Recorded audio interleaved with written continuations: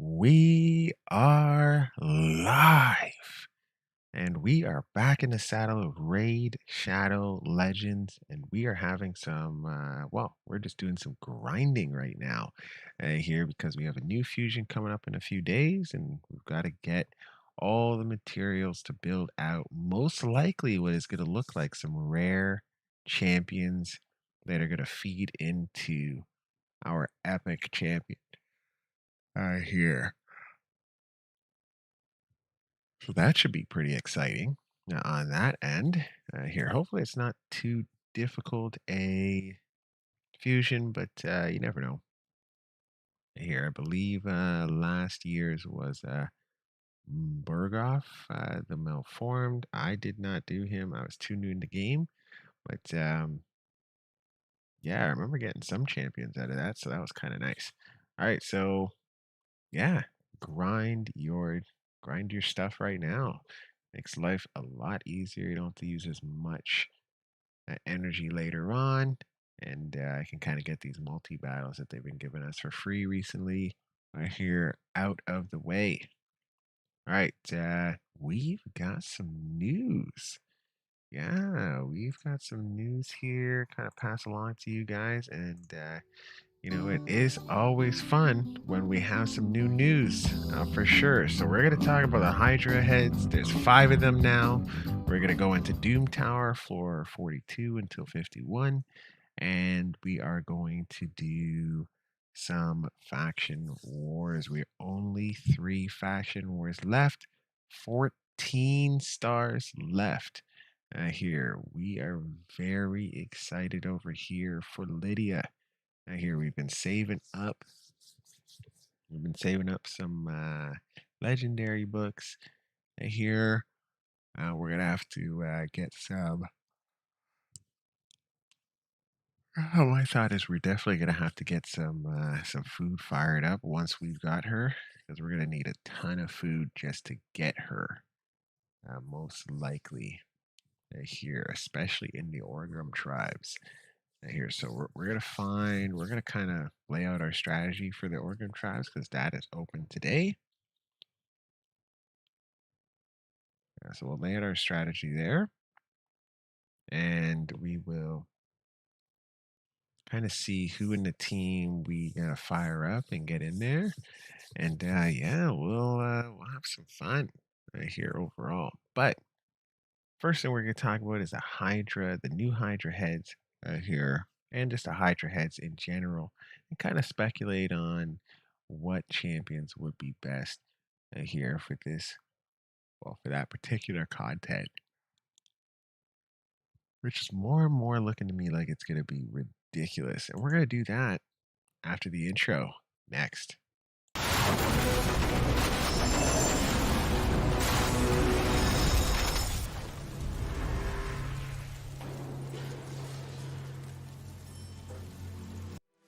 Ooh, we are back. All right. So let's go, and we're not really sure how the heads are going to interact, of course, here, or how this content's actually going to play out. But it's looking like it's going to be a lot of fun and really, really hard. Like insanely hard. But it's looking like a lot of the stuff that we use currently in Clan Boss is not going to be viable for this particular boss right here. So let's start with the head of Torment. Spectral Fangs is the A1, so attacks when enemy has a 50% chance of placing a fear debuff for 2 turns. This debuff cannot be blocked or resisted.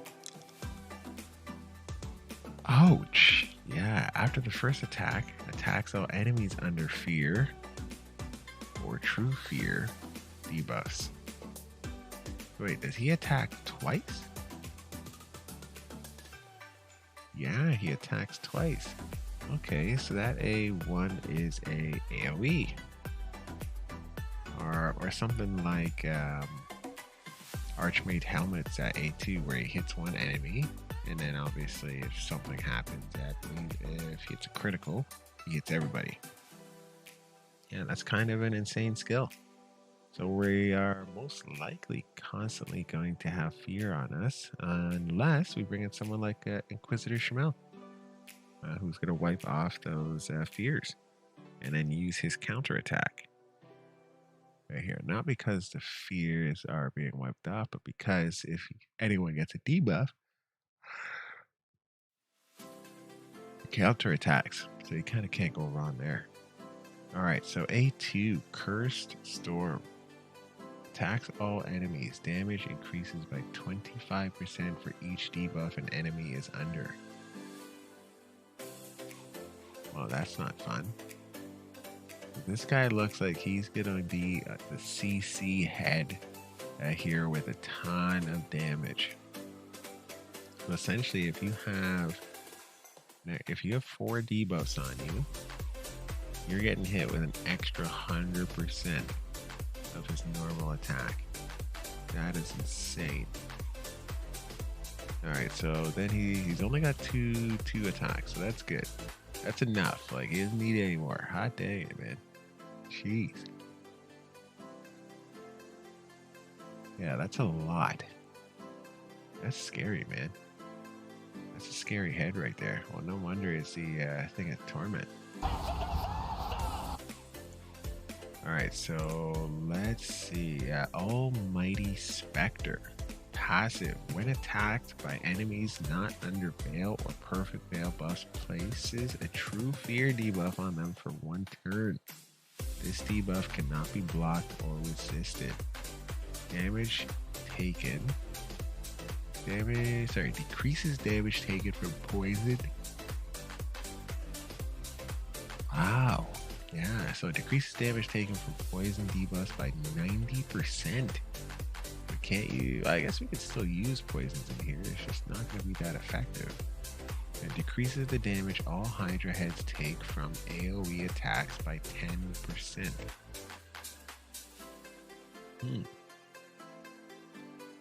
Yeah, Sigmund the High Shield is going to be amazing in here. Not because of this head right here, but he is going to be pretty good in here. So is Underpriest Brogni, but not for the reason you think. It's because of his, actually, I don't, yeah, I guess you can't block the fear. But you could block, no, you can't block anything in here from this head. Oh, jeez. All right. Damage taken from skills. At scale, when based on enemy max HP, cannot exceed 10% of the head's max HP when attacking this head. Damage taken in 1 tick from HP burn debuffs cannot exceed 20,000 HP. Damage taken from reflect damage, the War Master Mastery, or the Giant Slayer Mastery cannot exceed 50,000 per attack.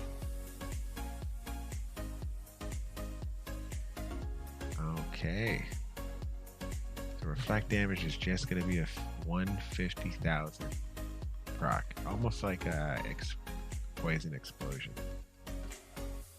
Yeah, poison explosion just became like 150,000 hit, no matter how many poisons are on there for the clan boss. So yeah, they're basically immune to all the good stuff that we are used to using. Wow, isn't that fun? Yeah, okay. They're also immune to stun, freeze, sleep, provoke, block active skills, block passive skills, fear, true fear, and petrification. Looks like we have a new debuff, petrification, assuming that's some sort of stone ability. And here it turns someone to stone. Also immune to HP exchange effects, HP balancing effects, cooldown increasing effects, and turn meter reduction effects. So basically immune to all the good CCs. Yeah, I can't think of a CC in there that they're not immune to. Alright, that is fun. Ooh, one more passive. If that wasn't enough, one more passive. Decapitation. All right, so they all have like something like this. Whenever this head is decapitated, it removes all fear and true fear debuffs from all enemy champions, then places a perfect veil buff for 2 turns on 2 random enemy champions. Well, we're probably gonna wish that was all champions, but maybe I guess random is nice. All right, so Head of Suffering, crippling jaws. Alright, attacks all enemies, places 25% weakened debuff for 2 turns. This debuff cannot be resisted. But it did not say it cannot be blocked. Cannot be resisted though. Will not place the weakened debuff on enemies with strengthened buffs. Ooh. Ursula the Mourner. Sigmund the High Shield. Yes. Yes. Alright. Good. Yeah, champions that can remove buffs are going to be, or remove debuffs are going to be really top of the line here. So Cethalia, under Priest Brogni yet again. Melga Steel Girdle on her A1. Madame Cirrus. Who else? I'm sure we got some more, but those are just ones that I have that are coming to mind right off the top of my head. Alright, cool. Let's see. Places a 50% ally protection, or sorry, A2. Thirst of Pain. Right here. So place a 50% ally protection buff on all heads except this one for 2 turns. And places a 30% reflect damage buff on this head for 2 turns. So ally protection on all heads, then a reflection of damage buff on this head for 2 turns, then a provoke debuff for 1 turn on enemy with the highest critical damage. Wow. Interesting. Yeah, that's interesting. Alright, so A3, Share Suffering. This head's got a lot of attacks. Attacks one enemy, places a Pain Link debuff for 3 turns, then grants this head an extra turn. You're going to want to block. Yeah, you're going to want to block that for sure. So I guess that one can be resisted. And I don't know how viable a high resist team is going to be in here, because most of these ones can't be resisted. Now, the Pain Link can be resisted. Obviously, the Provoke can be resisted here, but you might be better off just bringing in block debuffs. Yeah, block debuffs would be probably a better way to go. Alright, so I'm assuming Pain Link is going to like transfer the hit almost like a reflect damage here back to us. It just depends on how much percentage. Or maybe Pain Link is all of the attack back on us, in which case would be a vicious skill. But we're gonna have to find out, I guess, once the Hydra is. Yeah, once the Hydra is brought out. Okay. Almighty Suffering. So increases the resist of all Hydra heads by 50. That's a significant amount. Depends on how much they start with, but that is a significant amount. Increase the damage all Hydra heads take from AoE attacks by 30%. So we're up to 40% thus far. Decreases the damage taken from poison debuffs by 90%. Damage from skill set scale based on enemy max. So that's the same. And then he's immune to the same stuff. Okay, perfect. Alright, Loot the Scales passive. Place a shield buff on all enemy champions for 2 turns equal to 30% of their max HP when this head is decapitated. So get a shield buff, 30% of each individual champion's max HP. That's kind of exciting. But looks like he's going to be hard as hell to beat. But maybe not, because if you're putting out a lot of pain, he's doing the ally protection. Now he could be taking a lot of damage, but that reflect damage is going to be pretty brutal. Now the good thing is that when this guy attacks, if you have Sigmund the High Shield on your team, you can wipe out a lot of these buffs. And when he does his A1, he can also wipe out those buffs. Here he's got 100% chance on bosses. So now we're seeing that Sigmund the High Shield is probably going to be one of the best champions in the game with this particular content, especially ripping off the buffs and making sure we have shields to take these heavy hits, and the strengthen here as well to make sure weaken is not put on us. Man, he's rolling right now, plus the decreased attack that he has, and then whenever he gets hit, he has a chance to remove buffs. That's huge. Here we're seeing his kit was made, it looks like, perfectly for this particular boss. So much for being a bad champion. I hear all the content creators out there, you were wrong. You were wrong. That is for sure. Absolutely. I thought he was good from the beginning. Alright. So, Head of Mischief. Thieving Jaws attacks the enemy with the most buffs, steals all buffs from the target, and steals 50% of the target's turn meter. So, yeah, that sucks. That sucks a lot.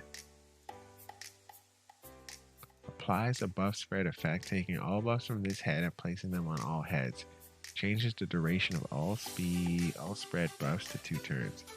So this is going to make Sigmund the High Shield even more important, because if you're bringing in a lot of buffs, I hear they are going to be taken and they're going to be spread, and then those heads are going to hit us. So Sigmund the High Shield can wipe out a lot of those buffs as they're being hit, and then that's a good thing.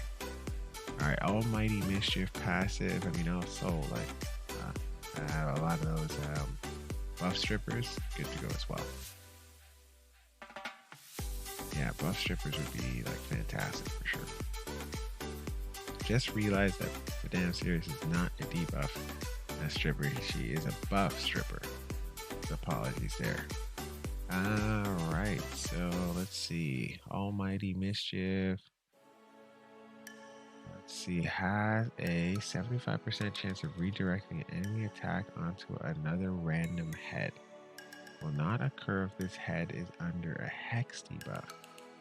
So hex is might be important here.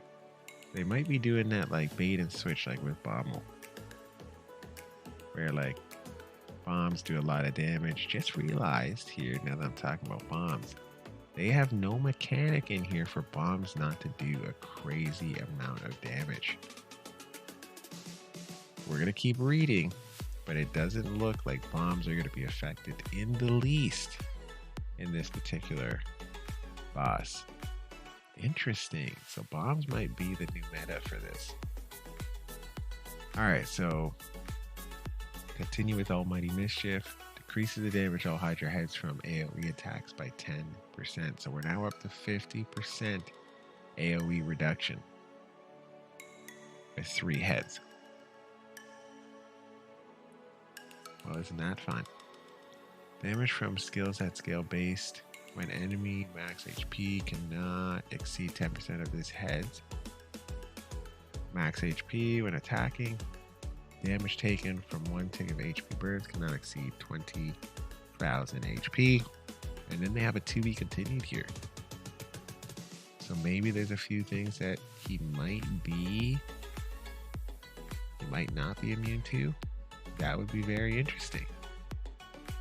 Alright, so Fugive passive. Whenever this head is decapitated, fully depletes the turn meters of all Hydra heads. This would be an interesting thing, like if we could keep decapitating this head just to keep the turn meter, all the other ones from like hitting us as much. That'd be interesting. Head of Blight, dripping jaws. So this looks like a new one. I don't think I've read this one before. So attacks all enemies, places 5% poison debuffs for 2 turns. Also has 75% chance of placing a leech debuff for 2 turns, so that's nasty. Yeah, that's nasty. We're definitely going to need some sort of block debuffs here and a cleanser. Ooh, another cleanser that would be really good in here, most likely, will be Doom Priest. Yeah, so polish off your Doom Priest, guys. High resistance Doom Priest, really fast. So she can cleanse as much of these debuffs off of us as possible. That Alcazar is going to be good in here. And we attack, even though it's not going to do as much damage. She's going to be healing up. Get the continuous heals out there. Actually, I don't know if continuous heals in here would be a good thing. We do have that buff spreader slash taking of buffs ability from the head of Mischief. Yeah, ooh. Yeah, Bad Alcazar might not be good in here. You might have to turn off that skill altogether. But yeah, he does clear all the debuffs, so Alright, so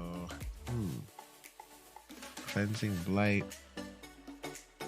Actually, another person who might be good in here, Reliquary Tender. Yeah, maybe. Attacks all enemies, places a 5% poison debuff for 3 turns. Instantly deals damage from all poison debuffs on each enemy under leech debuff. Holy goodness.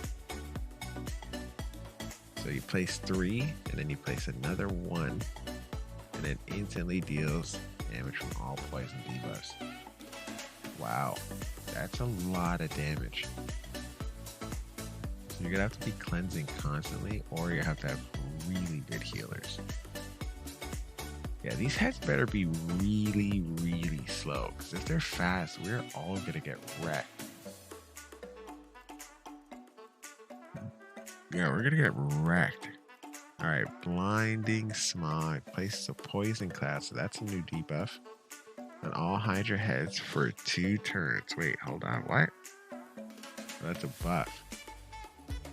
Oh, so that's a new buff. Wow. Poison Cloud on all Hydra heads for 2 turns. This buff cannot be removed or transferred.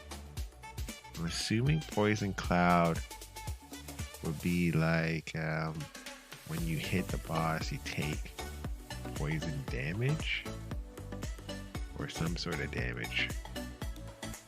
Or maybe it gives you a chance to land a poison debuff. Oh, that would be insane, actually. Inflict, so Bloat, passive. Inflicts damage to all Hydra heads under HP burn debuffs whenever this head is decapitated. Okay. Almighty Haze, passive. This head receives double damage from HP burn debuffs. Oh my goodness, seriously? Decreases the damage all Hydra heads take from AoE attacks by 10%. Okay, cool. Now we're at 60% AoE reduction. My head is hanging right now. My head is hanging. Oh my goodness.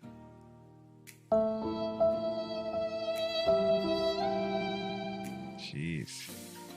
Yeah, that is, wow. Wowzers. Alright, so this one has a different passive from all the rest. Maybe this is just a typing error, I don't know, but damage from skills that scale based on max enemy HP cannot exceed 10% of the head's max HP when attacking this head. Damage taken from 1 tick of HP burn debuffs cannot exceed 40,000 HP. I guess because he receives double the damage from HP burns. That makes sense. Alright, so perfect. So he's going to take 40,000 where the other heads are only going to take 20,000 from HP burns. That's a significant amount. That is a significant amount. Okay, cool. And the last head we know of so far is the Head of Wrath. Alright, so attacks all enemies. This is Gnashing Jaws. Attacks all enemies. Places a 50% decrease attack debuff for 2 turns. Oh, that's fun. Well, we're going to bring in, for the most part, defensive champions, but we're going to want to wipe that off for sure. Passive effect on his A1. Each enemy hit received increases the vengeance counter by 1. Oh, that's fantastic. Whenever the vengeance counter reaches 15, places a vengeance buff, a block debuff, buff, a 15% reflect damage buff on this head for 1 turn, and attacks all enemies. The vengeance counter resets each time it reaches 15. Enemy hits will not be counted while under a vengeance buff. Okay, I guess that makes sense. So every time he is hit, the vengeance increases. Okay, so much like the Celestial Griffin, where like the Skybound. Okay, interesting. Vengeance buff, I guess something like a counter attack. Don't know what it is, but it sounds kind of, well, you can see how it's gonna, it's like a, it's gotta be a counter attack or something like that. It's gotta be some kind of counter attack. We'll see what it is, I guess. A2, so that was just his A1, man. If you thought that wasn't enough, then his A2 here. Furious Roar attacks all enemies, places a pre-voke debuff for 1 turn. Also place a 50% increase attack buff on this head for 3 turns. Ah, come on. Provoke plus increase attack? Jeez, and then whenever we hit him, so his A2 just feeds into his A1, so his vengeance goes up and he gets block debuffs and reflect damage. And his vengeance buff. Ah, that is nasty. Decapitation effects. Inflicts damage to all heads whenever this head is decapitated. If this head is decapitated while under a vengeance buff, the damage inflicted to all heads increases. And there is a 25% chance of placing a 25% leech. No, placing a leech debuff on all heads for 2 turns. Oh, that's nice. Okay. Let's see. Okay, so only if he's decapitated while under a vengeance buff. Okay. Increase the damage all Hydra heads take from AoE attacks by 10%. So now we're at 70% AoE reduction.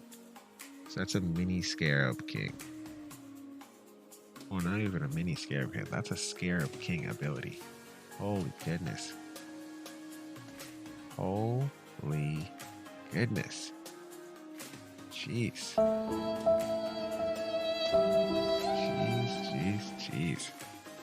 Alright, so it looks like the passive beyond. Yeah, everything else for the passive is the same. Wow. That is. Wow.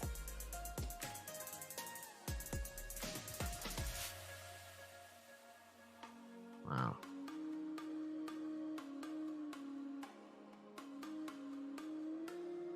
Oh, man.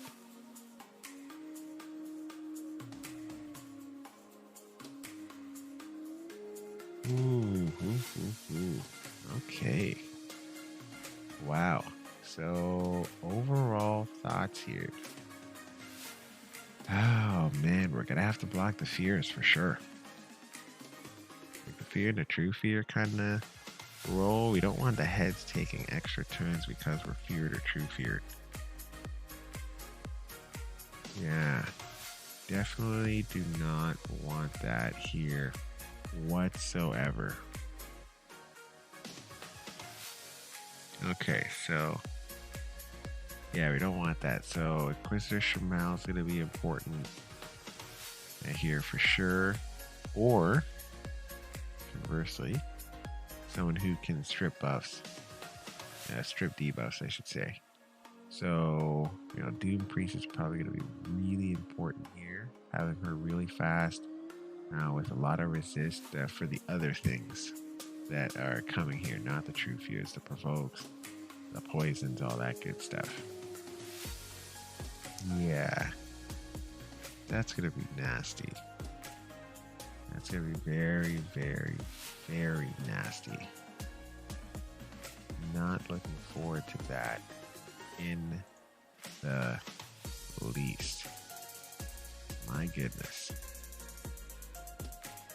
It's kind of scary, actually. Just with the way that it's set up here right now. Yeah, very, very, very scary. Yeah, the heads are going to be no joke here whatsoever. Yeah, so Inquisitor Shamel first thing. Sigmund the High Shield's going to be absolutely amazing in here. Because they're going to be stealing buffs. He's going to need to be ripping those off constantly when he's getting hit here and when he's taking his A1. So we're going to want to make him decently fast or have like a speed booster in here, or even better, a turn meter manipulator on our side. The turn meter booster here. So, ooh. Yeah, someone like Seeker might be good in here. Just depends on how much crit rate these guys have.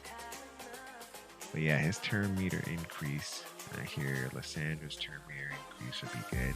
Arbiter might be good in here as well. But yeah, really it's going to come down to, I think Scylla the Drakes is probably going to be good in here as well. Just a passive heals that we're going to need, because we don't necessarily want to bring in someone like Battle Kazar, because we don't want the buff spread and the head of, I believe it's the head of Mischief, taking our buffs here, taking the turn meter, especially a buff that is a continuous heal, and then spreading it to the rest of the heads, because that would just cause a nightmare effect here for us. So yeah, we're gonna have to bring in people with strong AoE, like not AoEs, strong A1. I think Melga's gonna do really good in here.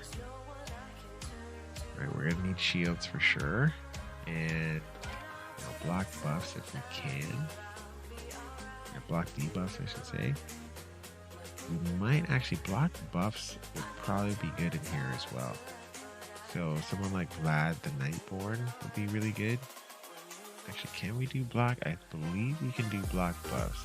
I didn't see anything here about blocking buffs. Yeah, we can't block active skills, we can't block passive skills, but we can block buffs. So Rain the Conqueror on her A1 would be nice. Who else? I know I have a bunch. I'm trying to remember who I used for. Oh snap! I'm trying to remember who I used in some of the levels for Faction Wars here.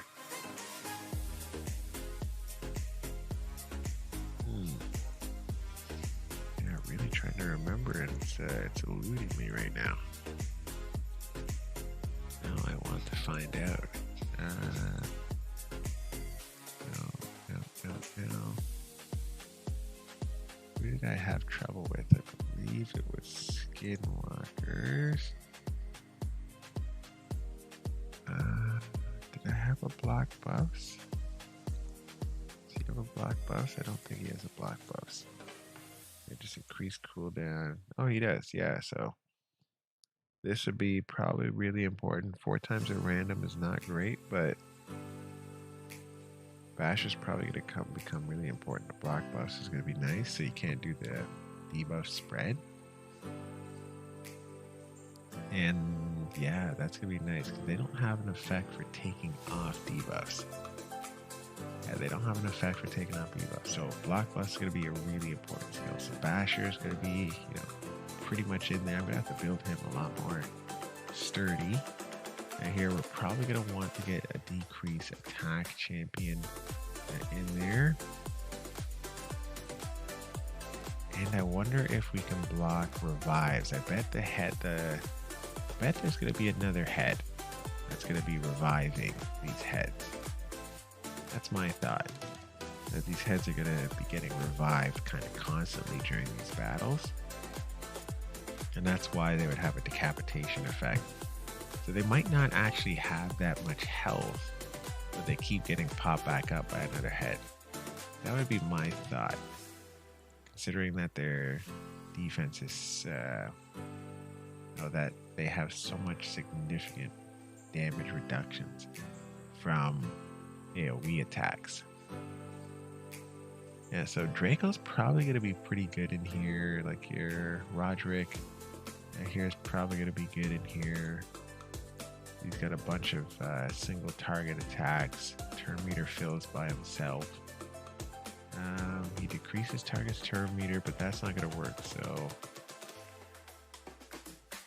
yeah, that's not going to work. This is nice because he's ignoring defense here, and he'll use this as a counter-attacking skill. So counter-attack will still work in here. Now, we don't want that counter-attack taken. So that's going to be an interesting one. So block buffs is going to become really important here. Like ridiculously important. That block buffs here skill. Because we definitely don't want some of these abilities that we're bringing in to be taken. So we're going to need to keep block buffs up the entire time while we're in there, for sure. Now I wonder if like some of these people that I didn't previously use would be good. So like decreased defense, obviously.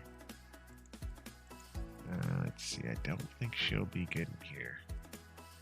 She's all about turn meter. And they can't be stunned, so why decrease defense A1, decrease attack on her A2, all enemies, so that's nice, and then weaken. So she's got everything in her kit, and 2-3 turn cooldowns, and then A1, increase attack, increase defense on her, increase crit damage on herself,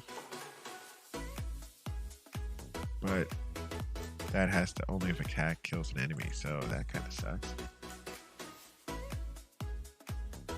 Sky Touch Shaman will probably be pretty good in here.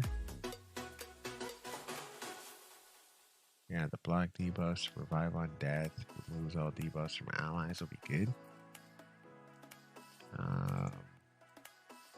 Obviously the ritual is not great. Yeah, ritual is not going to be great here.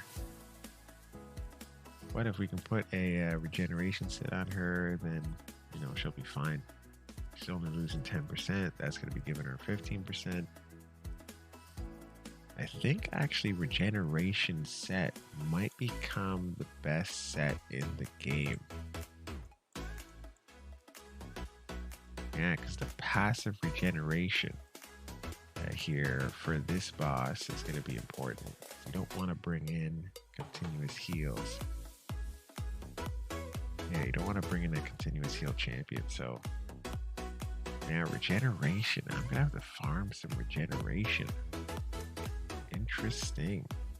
Yeah, this is becoming really interesting, like how this is going to work out. It's going to be totally different from the clan boss that we know now. Ally attack is probably going to become a really important stat. So your ally attack champion, so Farrakhan the Fat, Lanicus the Chosen, got 2 of her, so we'll build her out. And then we definitely want to have, like, Stalwart might become important, but I think regeneration is actually more important here than anything else. Having that 15% regeneration per turn is going to be huge. It's going to be really, really huge. And then probably debuff extenders are going to be important as well. So Ox Rememberer, could see him being pretty important. He has decreased attack and decreased crit rate. That's pretty nice. And then increase the duration of 2 random debuffs on the attacker by 1 turn when attacked. Occurs once per hit. Actually, that should be going off quite a bit. good in here? I don't know of any block debuffs. Does he have block buffs?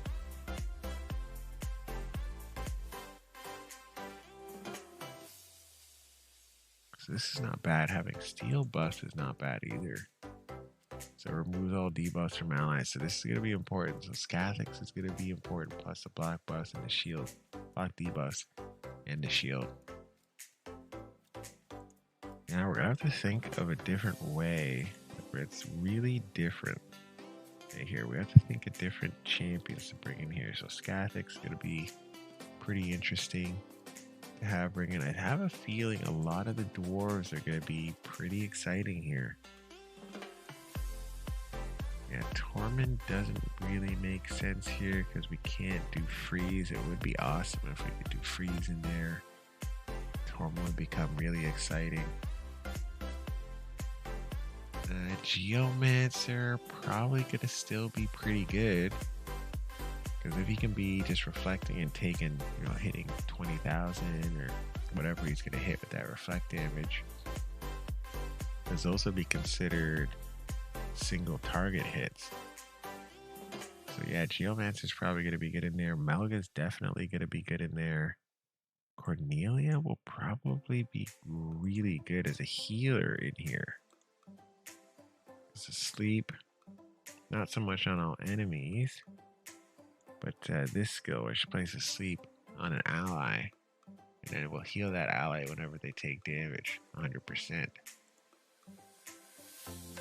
And she has an increased speed. The rest of her skill is probably not that great, but this one will be the big heal. Yeah, that might work out really nice there. Does the Mithra make any sense? So increase duration of all ally buffs. Okay. And she's gonna be wiping some buffs too, so that's good.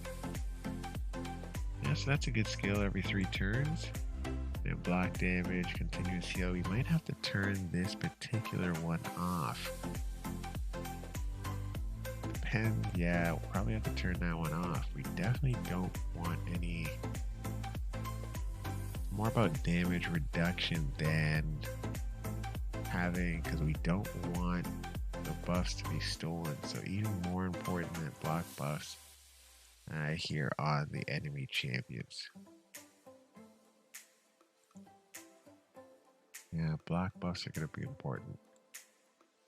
Heal reduction might be important here based on the leech that we might have on us.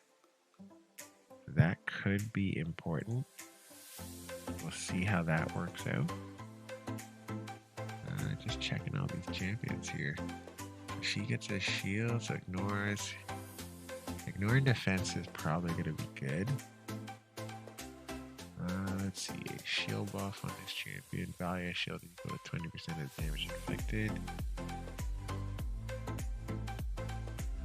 So then she ignores defense when under a shield and heals this champion 50% of the damage inflicted. Place a shield buff on this champion equal to any surplus heal for 3 turns. Yeah, so she's always going to be under shield. That's good.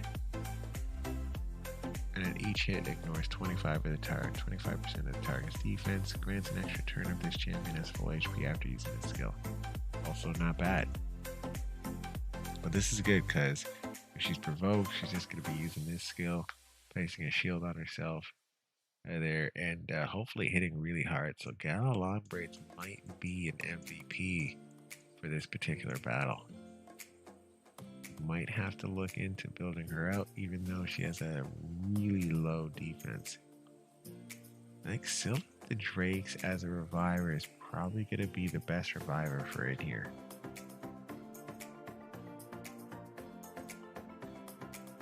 Yeah, Sylph the Drakes is probably going to be the best reviver for it here. So let's just take a look at her real quick. So decrease speed, chance. She's going to hit all enemies 2 times. And then revives the ally with ally protection. And then this is really going to be what's going to get us going. So 10% heal per turn, plus 30% increased speed buff.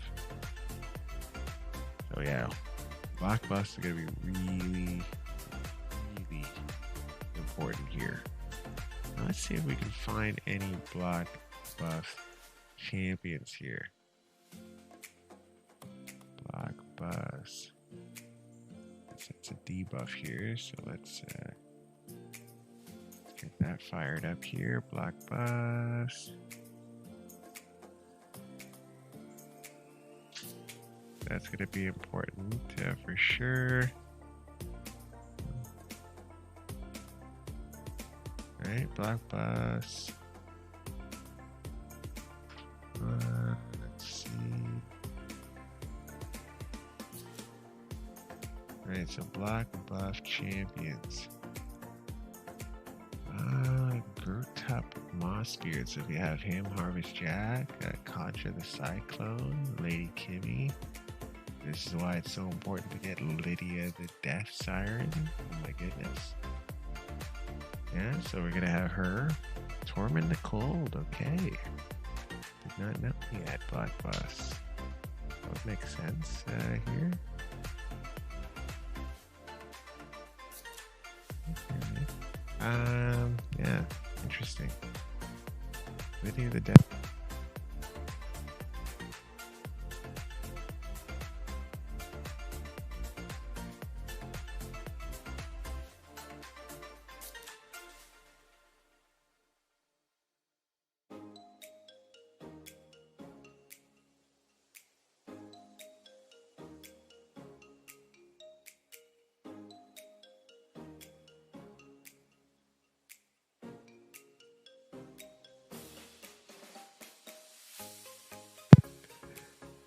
Alright, so yeah, Lydia the Death Siren is important.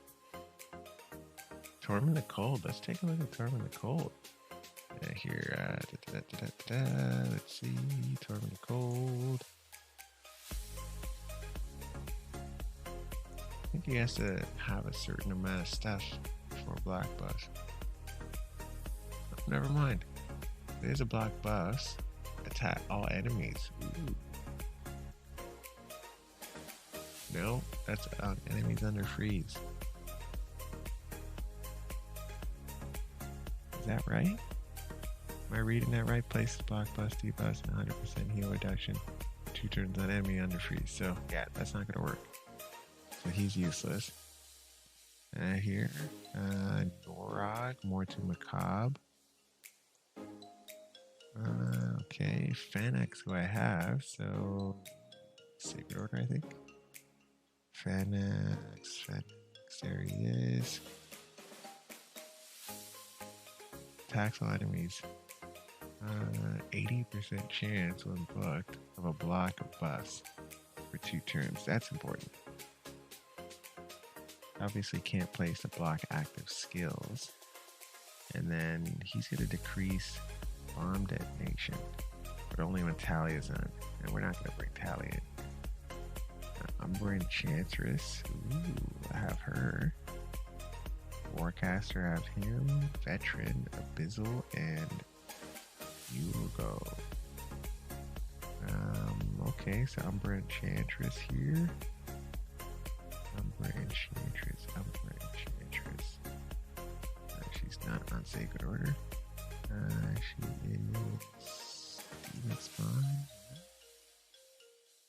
Umber Enchantress, there you are. Okay, here we go. 100% chance of block boss for 3 turns. All enemies. Ooh, important. So we're probably not going to do this. But could do this into this. Actually, I don't think the heads can be provoked, so you probably just turn that off. Just do A1 and A2. That's not a 3-turn cooldown. She's defensive based, so it's not going to be affected by decreased attack. The Umber Enchantress is going to become really good champion. Here, so Umber Enchantress, Fenix, of people that I have, Lydia the Death Siren, who I should have momentarily. Those 3 are going to be really important. Now, let's see, for Lydia the Death Siren, how does her block buffs come in? It's really important about how block buffs is applied. So it's not, she uses fear in her A1, poison sensitivity as well. Ooh, passive effect is really cool. So she's made for this boss as well. Whenever we get fear or true fear, she's going to be taking a turn. And possibly putting poison sensitivity out. I mean, that doesn't really matter, but just her taking a turn is good. Here, so attacks enemy champions with this skill whenever they place a freeze, stun, fear, true fear buff on an ally. Number of attacks increases according to how many debuffs are placed at that time. So she could be going pretty much 5 times. Actually, is it a one-person effect? Let's read this here again for the heads. Let's read the heads here. So for the heads, is it one?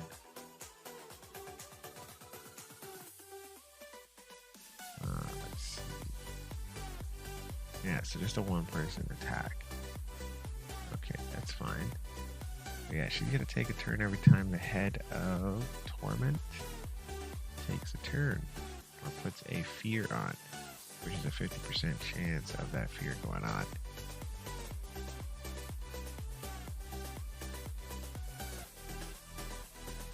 Okay. Ooh, and then the number of attacks increases according to how many debuffs are placed at that time. 1 attack for each. Interesting. Alright, so that's cool. So Lydia the Death Siren, even more important that we have her. Yep, okay. Okay. Alright, so that is kind of an overview of what we know so far. I have a feeling there's got to be at least one more head. It's just a gut feeling that I'm having. Can't say for sure. My thought would be, because of the decapitation effects, that it'd be really important to have a head that revives the other heads. Would be my thought.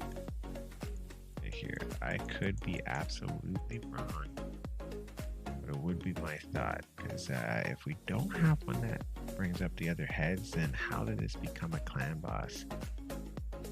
Yeah, because if we take down one head, then I guess do we all get the buffs? Like once it's decapitated, like even when we're just going in? Yeah, no, it doesn't read like that. It reads like the head dies, and then we get this effect, and then possibly the head comes back. Here, that's what it's reading like. But you guys let me know if you're reading this differently than I am. It doesn't feel like I'm reading it terribly wrong here whatsoever. It feels like I'm reading it right. But you never know. You just never know.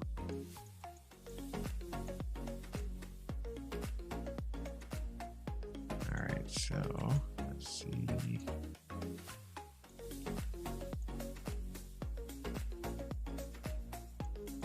So 1 star is fired up.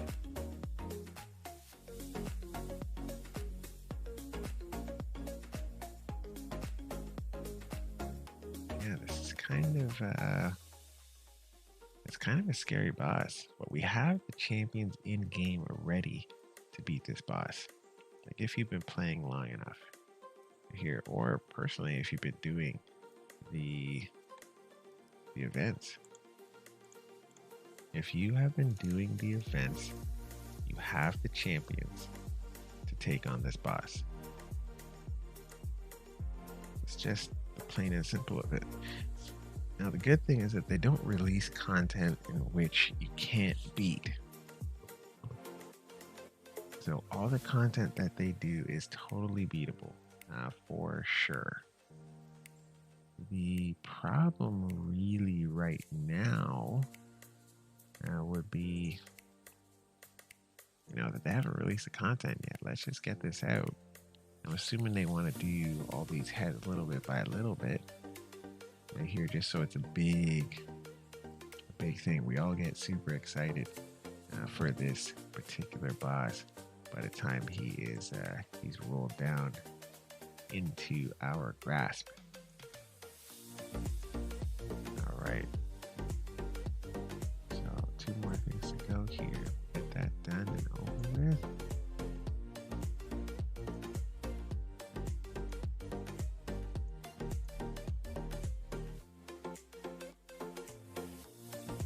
Trying to build up this cash. It's taking forever to build cash. Literally forever. That's okay. Nothing wrong there. Just gotta get it built.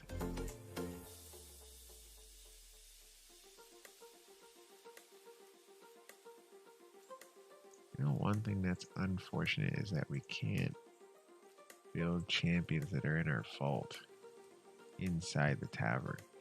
We actually have to take them out of the vault to manipulate them. That'd be a quality of life thing. Too bad though. Alright, let's see. Who is someone I can jack up here?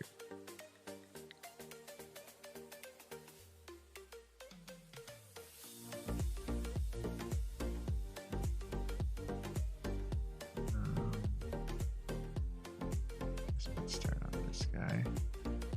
Don't we have anybody else we can do? I have somebody. Here we go. Mr. Grand Master here.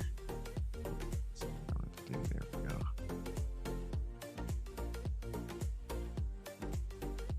Gotta build up some rares for the secret rooms here in the Doom Tower. Right. 2 more days. We get another Ancient Shard. 15 more days and avoid and sacred. Right. Rolling along here. Alright, let's roll into the Doom Tower and get some stuff finished here. Claim the ultimate chest, good. Sell that, nothing really good there. Come on, give me some good stuff. Legendary chest. Oh, we got, hey, anytime we get shards, a good thing. Let's see, 5. This would technically not be bad if it was a 6-star and this was 6. This is 11 and this was at least 5 or 6. Personally, I would rather go for 7, but it is what it is. But overall, not bad. Okay, so we can get. We'll come back and we'll do one of those later. All right, let's get this finished up here. All right, so 42. This is where things are going to start to get hard. Now, do I want to keep? Well, we're just testing him out. Worst case, if we need to, we'll bring in Iron Brago to kind of take care of things. Worst case scenario, if we need to.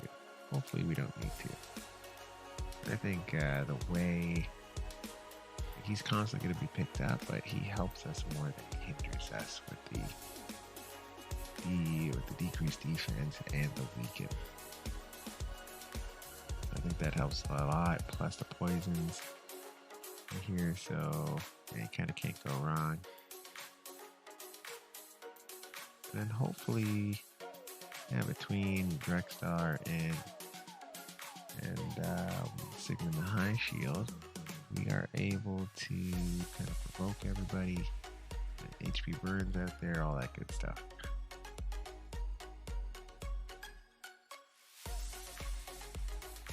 Yeah, Drake is holding up pretty well here for crap, Rand the Conqueror was there. Did not see that at all. Just ripped off all our buffs.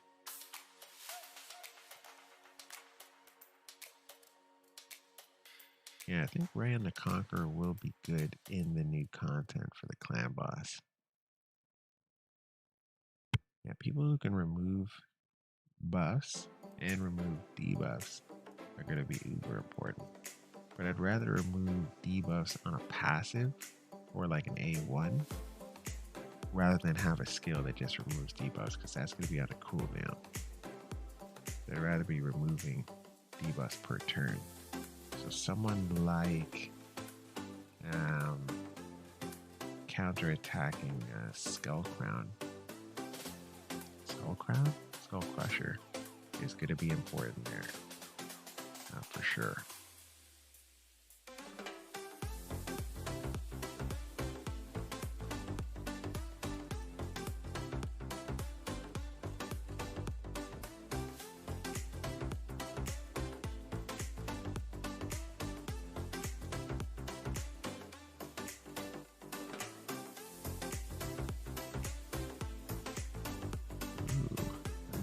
Rocking's down here. Not super worried. You've got Still the Drakes, obviously. She's amazing. Thank the Lord she's on our team. But yeah, she's got to get on her horse and get him back up. Ooh. Never mind, I guess he's not going to come back up for another 3 turns at least. But he's got to survive. Draco does. Draco Morph, I should say. Ooh, is this going off the rails? Is this going off the rails? Maybe. Oh, wait, what? Who's bringing people back? Oh, crap, Rand the Conqueror is here. Uh-oh. Rand the Conqueror. What is going on? Gotta get her out of here. Oh, crap, and more crap. Oh, she brought someone back. Come on, we gotta take Rand the Conqueror out. Oh, man. Oh, can he solo this? Probably not. Right. Oh my goodness. Alright, so Draco Morph up to about 42. Alright, we're gonna bring in the heavy hitters here.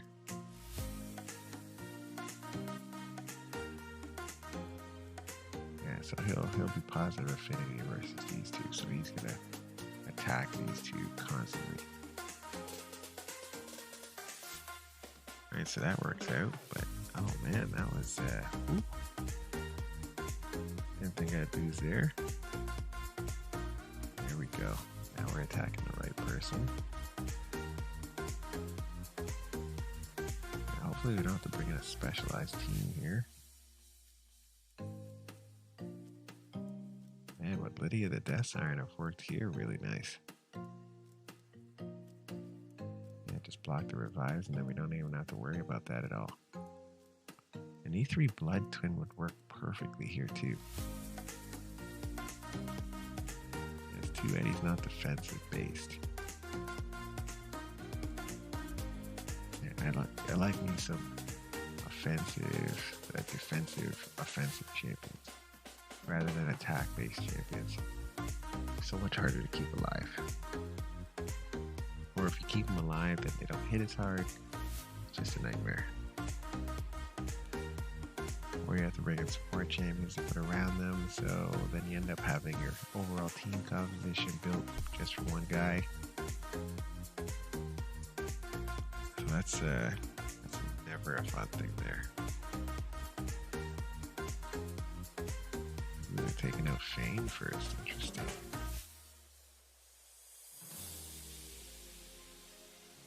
Man, that little lizard in the corner is brutal. Ooh, we got 3 provokers now. That kind of works out. Man, the debuffs, jeez, goodness. Debuffs on this team are vicious. Yeah, they got a lot of debuffs. Come on, put her in the ground. Yeah, I guess Doom Priest would have been nice in here.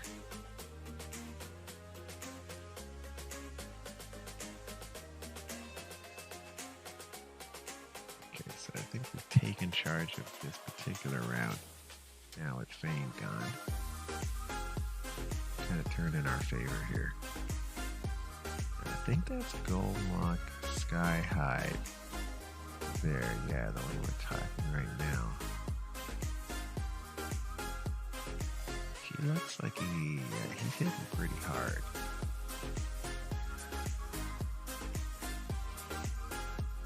Alright, so should I press on Ray and the Conqueror here? Or should I just want to see how these guys go about dealing with this automat and auto here without any intervention? Looks like they're going after the right person.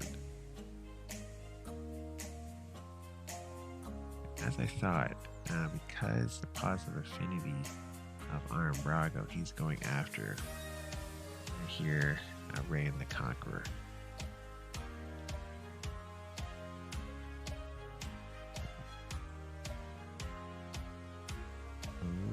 Okay, there we go. Alright.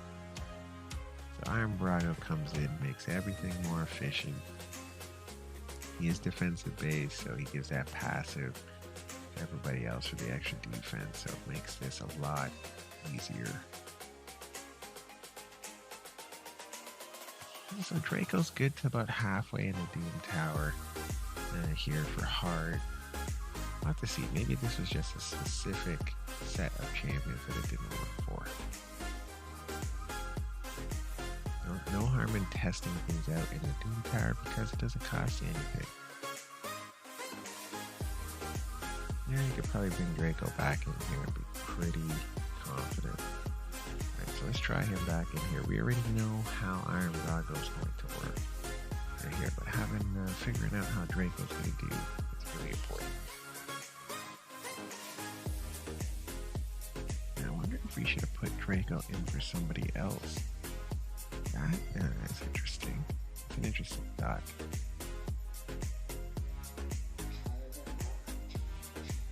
I guess we technically could have put him in for like Sigmund the High Shield and kept Iron Brago, but I don't think that'd be as effective a run because Sigmund brings something really important here, which is the 25% strengthen. So I like that better than the extra defense. So it's just a straight 25% reduction in damage, which helps quite a bit. Alright, so Saitos gotta go. Those guys hit really hard. There's three of them here. Oh my goodness. Gotta make sure to take out Blind Seer as well, because we don't want her putting the block damage. Bring somebody back. There's block buffs up. Someone put the block buffs up. Must be her. I don't think it's going on her. Block debuffs, I should say. She can bring back the wall. Gotta get her down. Or at least provoke her or something. Come on. Yes. Got the provoke out, that's important. We're still not attacking her here, so that's kind of unfortunate. Alright, there we go. She was last. Took her sweet time there. Now the only way in which this team is different is that guy in the corner there. Is that Chevalier, I guess?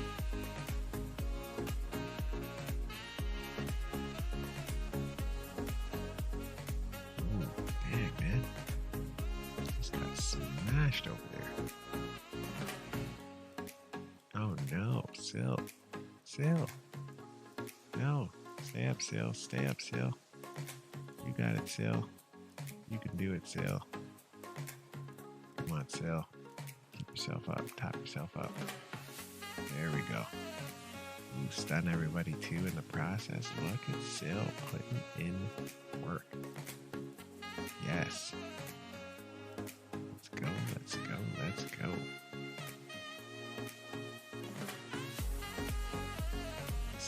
Folks. I guess another good thing about Iron Brago being here is he's got that extra provoke.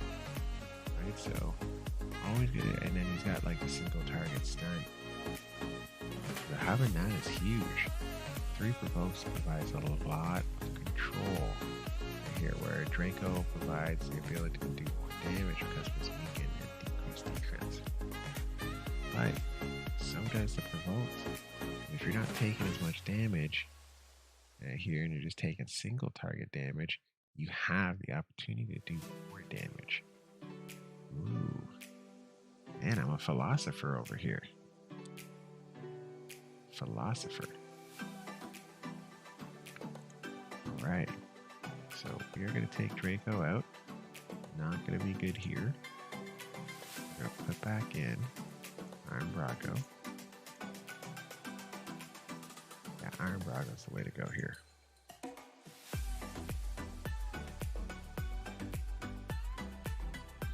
Yeah, he's going to mess up the Forest Champions. Ooh, we got to make sure these 2 ladies here do not get health swaps. And also don't get bombs going off. I didn't even speak about bomb champions for Hydra. So, yeah, I don't know how that's going to work. They're not immune to bombs at all. That is one thing I have noticed. They're not immune to bombs. So, guess, ooh, crap. Not good. What happened there? Well, that was a health swap. I know what happened. Goodness gracious. Get your health back up. There we go. That was scary there for a second.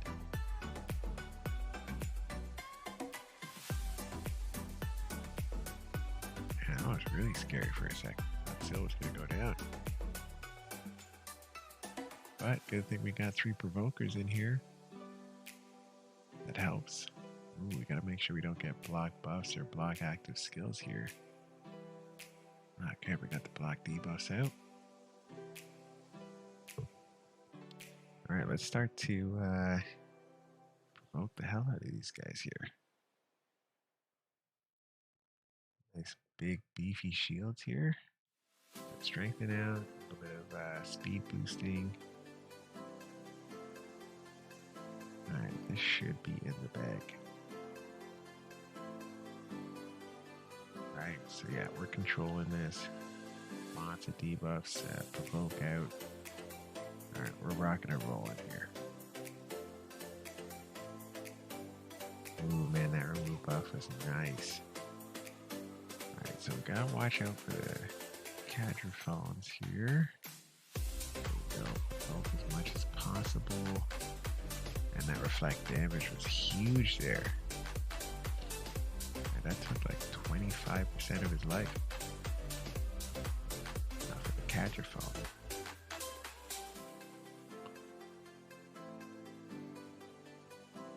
Alright, so it looks like we have this in hand here.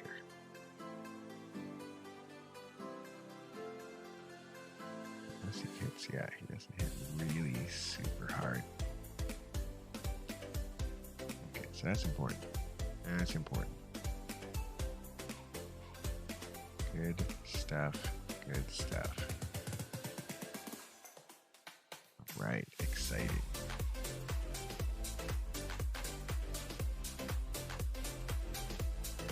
Yeah, Iron Brago, next star, putting in some work. Alright, so I think we're gonna go Iron Brago from here on out. Draco's out of the rotation. Just gonna be more of a hinder. Here we 3 provokes. Yeah, we need the 3 provokes here.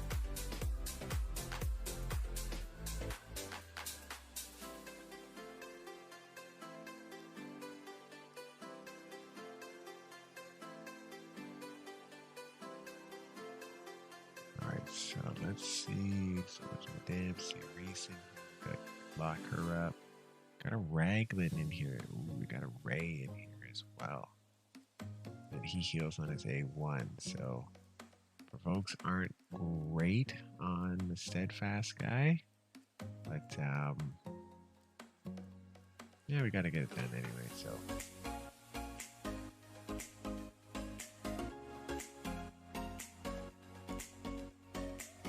We'll just have to keep hitting them hard. Yeah, the harder the better, I guess. Bring those girls down before we bring down the steadfast, and we should be fine. Alright, so go. What? Oh, Raglan brought her back, so put Raglan in the ground. And I guess the next best person put in the ground would be Madame Cerise. We'll see here if that ends up being the case. Probably won't be. Actually, it might be. Could be any of the three who are at that 25% or less mark. Yeah, there we go. So Lugan, and then we're gonna have the other two here. Okay. Ooh, double Madame Cerise. This is not good.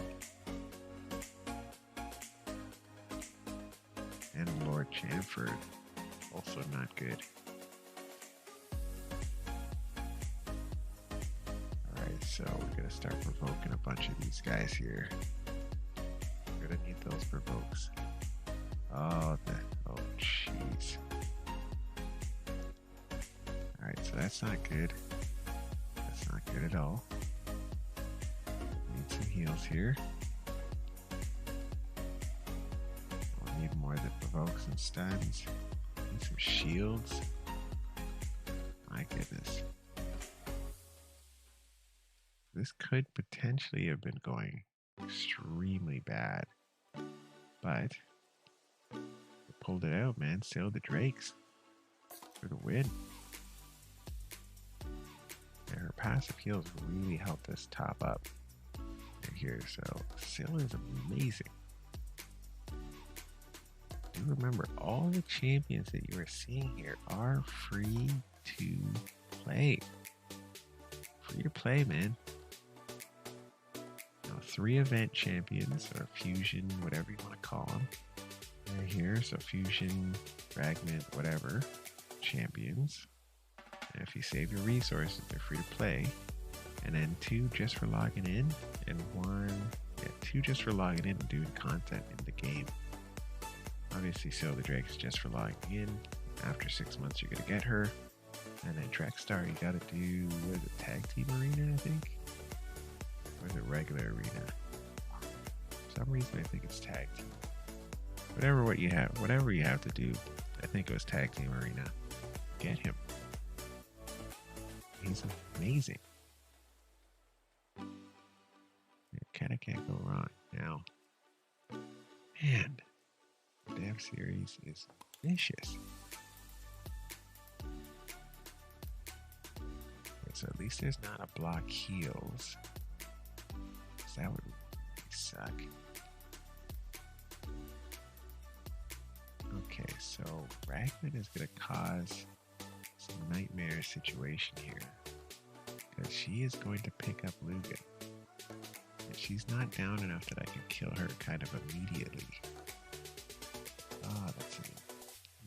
She's probably going to have the opportunity to kill at least. Actually, we can keep her from doing her skills. Actually might be fine here. There we go. We gotta keep her provoked. And for that matter, keep Madame Cerise provoked. Here, she will not be able to bring back these champions that we're killing.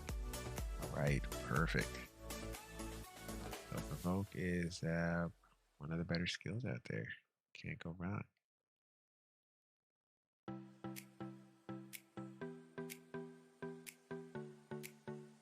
Right, so, Another level cleared, and that level was kind of nightmarish.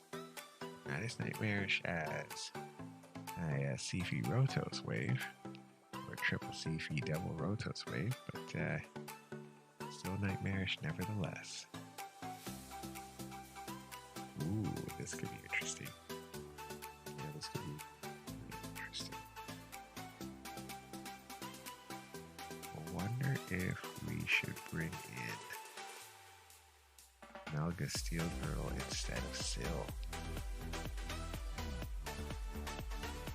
Ooh. I'm gonna try it with Syl. If I have to, I'll bring in Melga right here.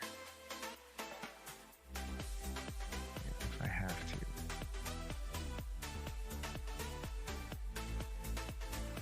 Worst case scenario. Let's see how it works.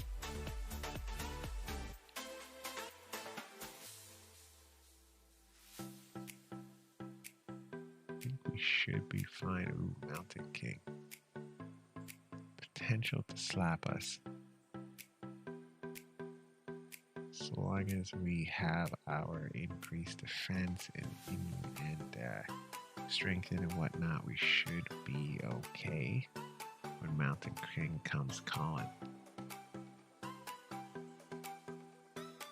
Yeah, he's gonna smack, so we gotta make sure we're all protected up. Alright, good. Good. Ooh, provoke. He did the exact thing to us that we normally do to him. Oh, no, that's not good.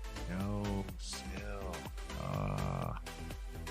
Syl. Okay, can we four-man this?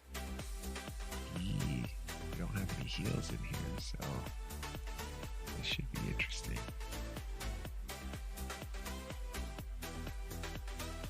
We have heals, but not.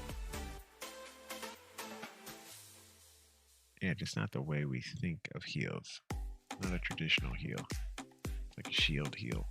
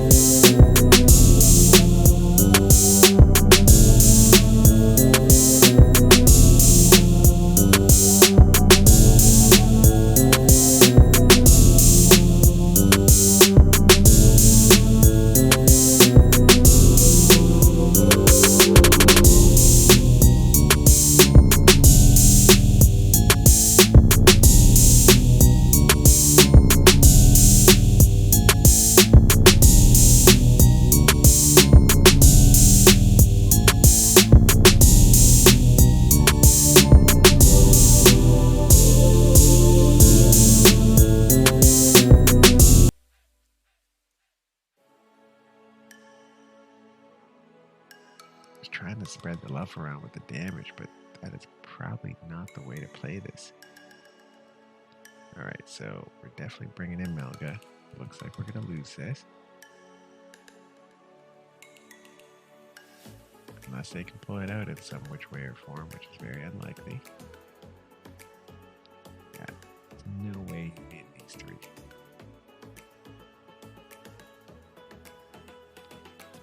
Yeah, this is a dying battle here.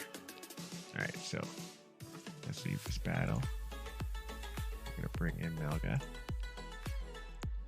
instead of Syl. That should shore this team up pretty nicely here. Yeah, this should shore this team up. I don't see a need to bring in anybody else here. I could bring in Tormund instead of Sigmund here. I do like the provokes. And Sigmund should be fine.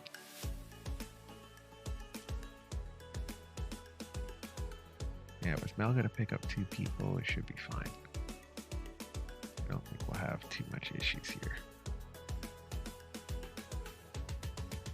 I guess the main point of attack here is going to end up being 2 magic champions, maybe. If the provokes aren't pretty vicious here. Which they should be.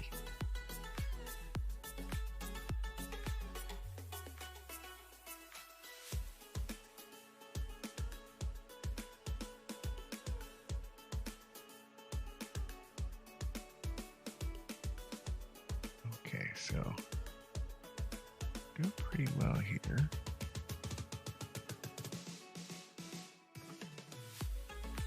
Alright, yeah, we're doing pretty well. Keeping topped up, tons of shields. Right here, she's removing debuffs on her A1. That is Melga. We got tons of provokes.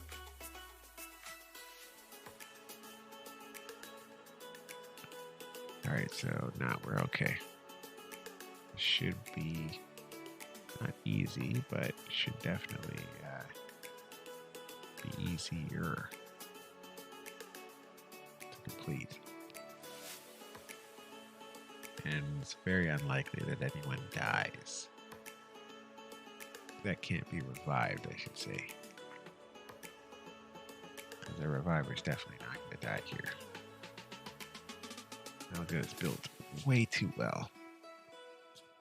And she's not negative affinity, so people aren't really going to want to attack her.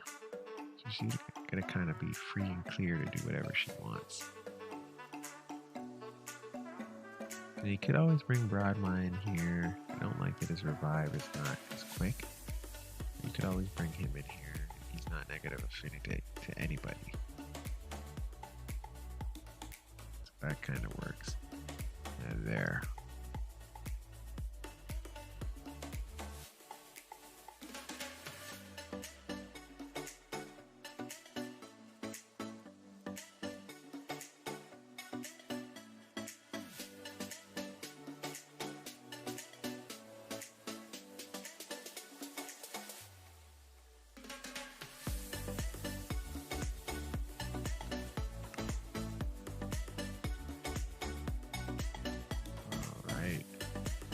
Doesn't look, this should not be difficult. This part might take a long time though, but it should not be difficult.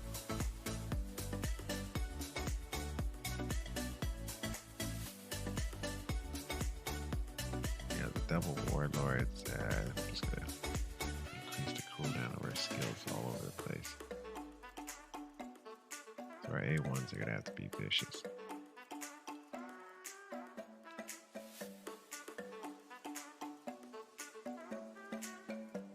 I guess the only way that might affect us with the cooldowns is we can't revive as quickly. Ooh, that could be a problem. That could be a huge problem, actually.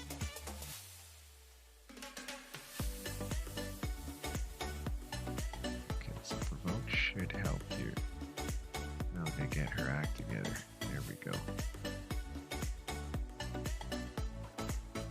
Alright, so that's good. Let's take Maeve out of... Is that Maeve? No, that's not Maeve. That's someone else.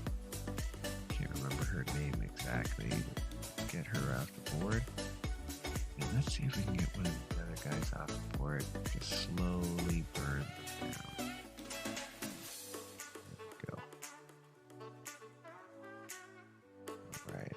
There we go. There we go.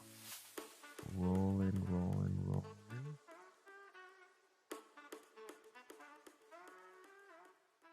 Alright, so this is the right team to bring in that's properly tuned for the affinity right here.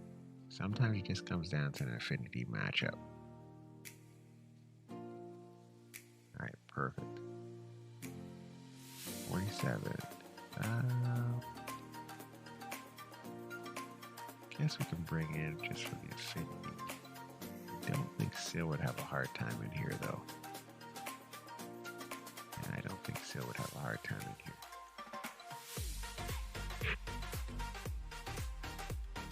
Let's see, though. Let's see.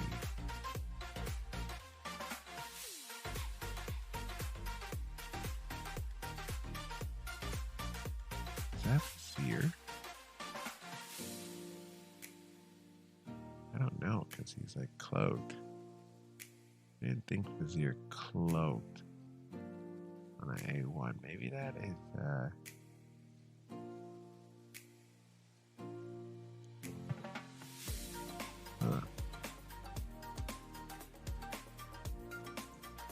yeah, I don't actually know who that is. Now he's on fire, so I still don't know who that is.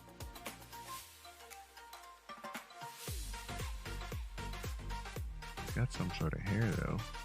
You sure that's not Vizier?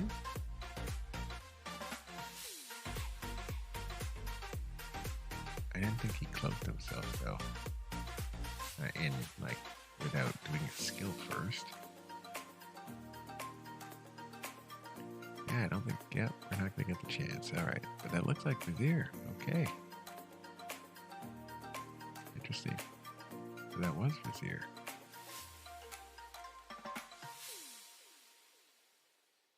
Huh. Cool.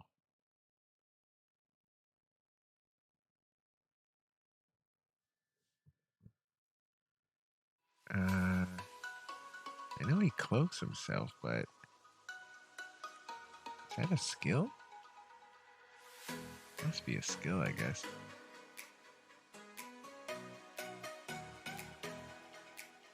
I want to investigate that once we're done here.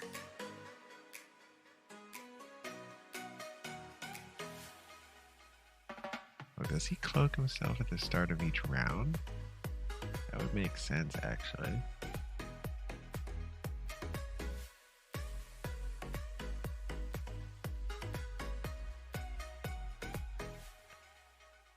Yeah, it's like a 2-turn perfect veil. I guess he'll be good for the clan, the new clan boss for Hydra. Is perfect veil.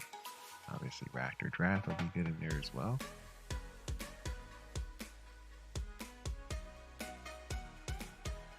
All right, good.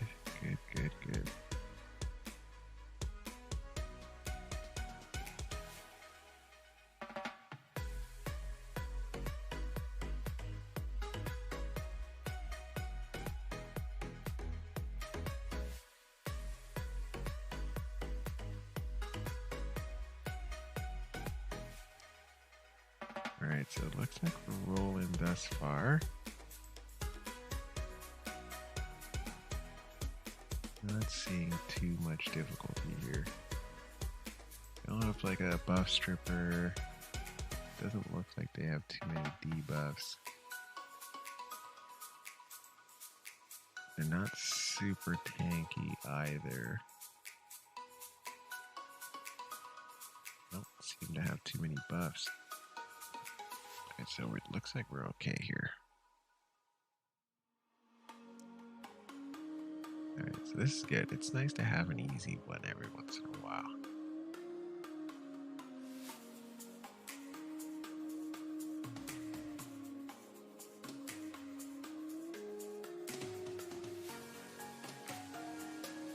It's nice to have an easy one every once in a while. Okay, perfect. Okay, good. Some charms. Always use more charms. Alright, so Syl makes a lot of sense here, so let's put Syl back in. It'll be negative affinity on Drexstar, but kind of works in his favor when he's negative affinity.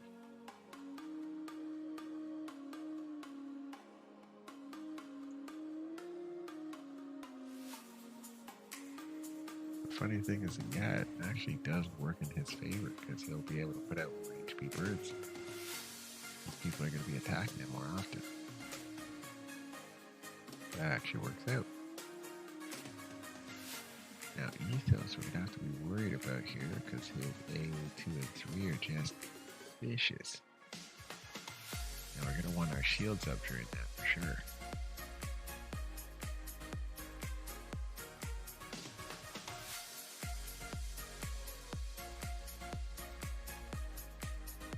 So, we need some shields here. Ooh, that's not good. So at least we took out Ethos here. He can't do the big damage. Alright, good. Good.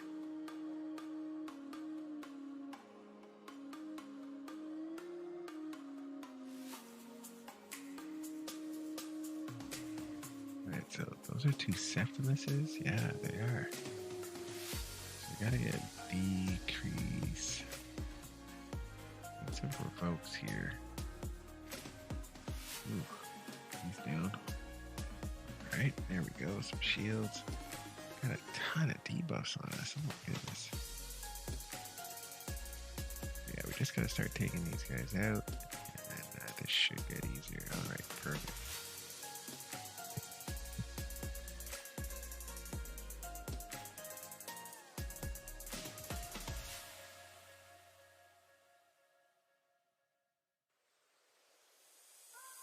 Alright. Doing some good work here. Okay, good. I gotta say, Lysandra, it would be nice to have a Lysandra. She's pretty good. Speed booster, turn meter control. On our side, of course. She transfers debuffs. Interesting. I didn't know that was a skill of hers. Didn't know that was a skill of hers. Obviously, because I don't have her. You're very familiar with what you do have. Most times. Yeah, very familiar with what you do have most times. Right here. Alright, so looks like the final round was a cakewalk. Surprisingly enough. Alright. You get to get some more 4-star chickens. Too bad, like, for endgame content, this should be 5-star chickens. They should just give us some really good stuff here for endgame content.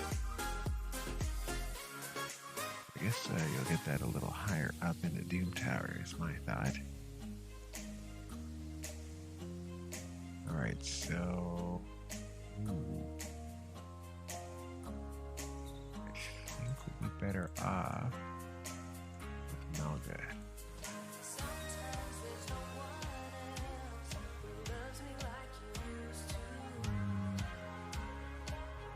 Yeah. Shield is going to be vicious here. Shield is going to be vicious. But that's what we got Sigma 9 shield for. He's going to rip those off.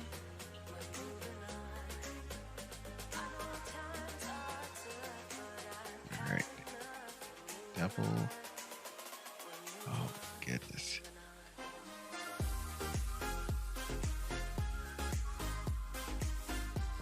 This could be very, very interesting.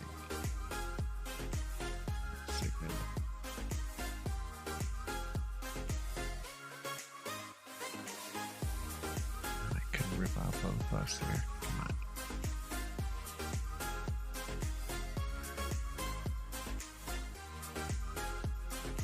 Alright, it's down. He should be back up here momentarily. That should be good if he died. There we go. There we go. We don't really cheer for someone to die, but we knew the revive was coming, so kind of works out. Man, these guys are hitting hard. They're hitting really hard. My goodness.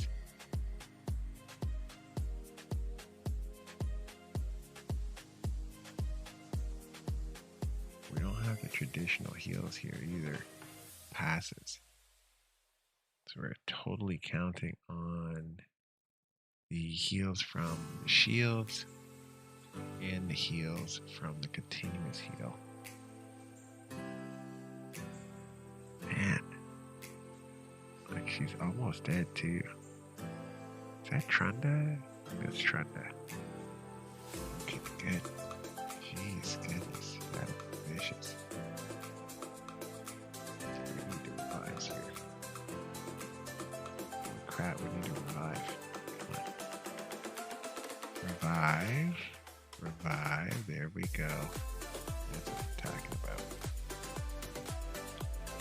Oh, okay, Sigmund. Good, good, good. Get the strength in now, which is important. And then Sigmund, you gotta start taking these shields off, man. Come on.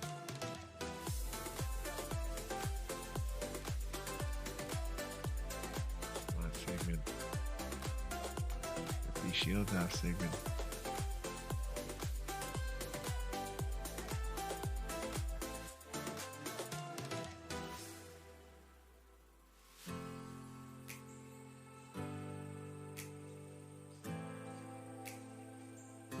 If I was Sigmund there, I probably would have did a bunch of A1s while the counter attacks and whatnot were up. But, you know, the computer's not super smart. It still wants to use its big abilities. Yeah, it's really the counter attacks that got us here.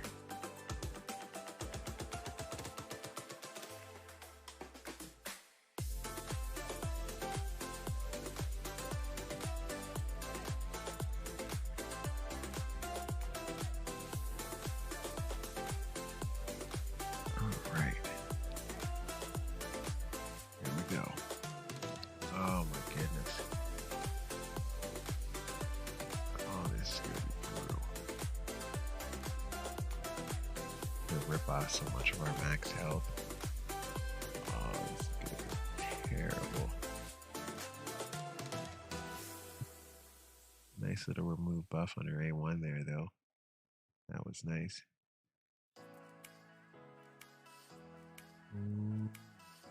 E.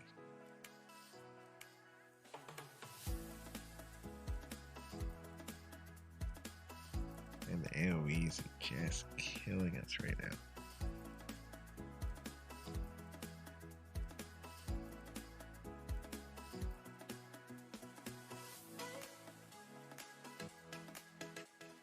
Yeah, the AoEs are killing us right now. Ooh, no. She's down right now. There we go. Man, his max health's like 50% gone right now. Oh, snap.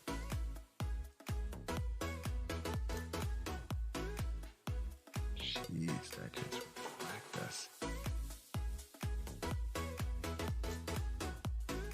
Holy goodness. 1 second. Need to rip these shields off, man. And if you can rip off the counterattack, that'd be great. Oh no. Come on.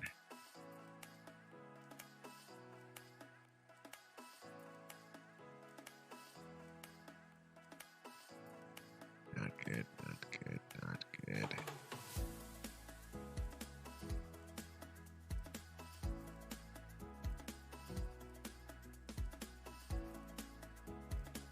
Come on, Sigmund.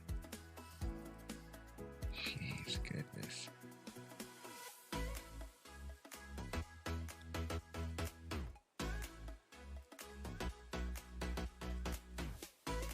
How weird not making a dent at all.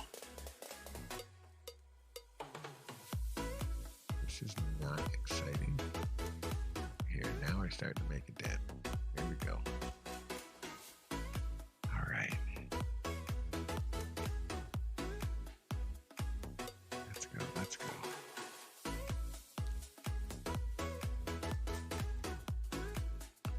And the max HP is killing me right now.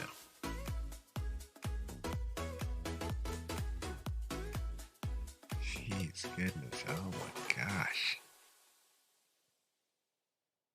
Come on. This is a nightmare right now.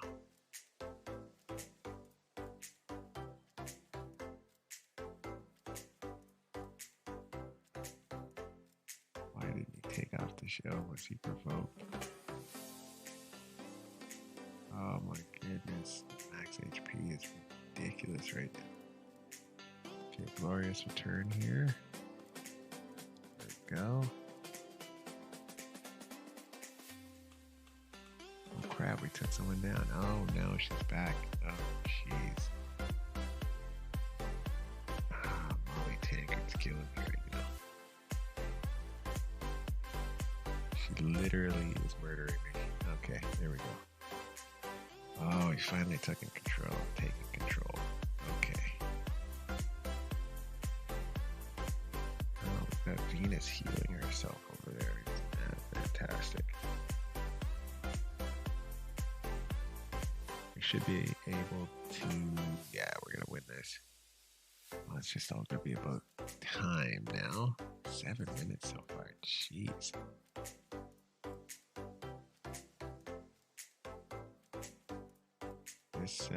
The opposing team was properly tuned, or really what it was that they just took down so much of our max health that caused a lot of issues once we got to the end. I'm gonna assume the third of the 3. Alright, Celestial Griffin. This should be easy with this team, even if it's long.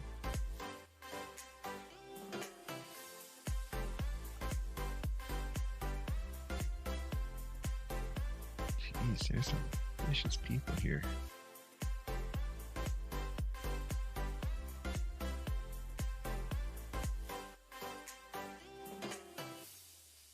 Now there's some vicious people here.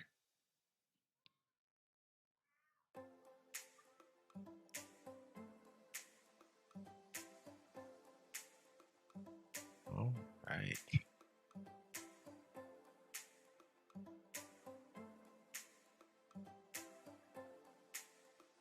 Oh my goodness. Through 2 Crisps, Rosin, and I believe those are 2 Draco Bars. Yeah. I think, let's see. Yeah, those are 2 Draco Bars. Alright, so this should be interesting. It's really gonna all be about Ninja here. And then yeah, in case anything happens, we got Malaga and so the Drake's in here to revive if needed. But Ninja should be able to take care of this here. Now we're just waiting for that ability to cycle back around. We don't have many buffs on this team, so that's a good thing.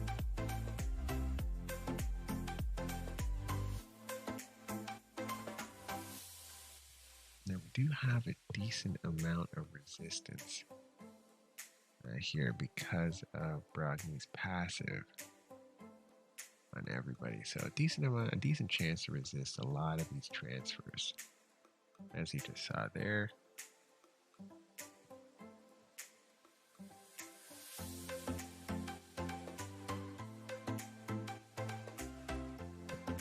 almost everyone resisted on that one. Ooh, a nice 15 piece. I like that. 15 piece here. 54? That's insane. 54 is insane. And always nice to get an epic book. You never know when you will need those. That is for sure. Alright, so we got one more stage to work here. Take her out, put Sil breaks back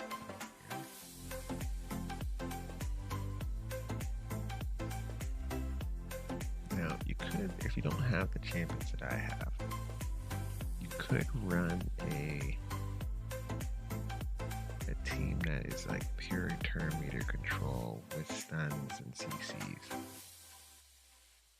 You could put like Countess Legs and Astralon in here. They'd be really effective here as well. There's lots of turn meter control. You can even put like Allure in here and she'd be really effective. Though, although she has to be very, very fast here, so you do have to keep that in. Take that into account. Fanax, if you build him properly, would be good because it'll block active skills and it'll block debuffs. Or sorry, block buffs. We got 3 revivers here. This could be interesting. Of course, we're going for the people who don't revive. Pretty stupid thing to do. But I guess you gotta get rid of the damage first. And then they waste a turn reviving. And yeah, I guess during that time you can burn them down. Okay. I guess it's a viable, almost viable strategy. Unless they revive one of the revivers. Okay, so this should be elementary at this point.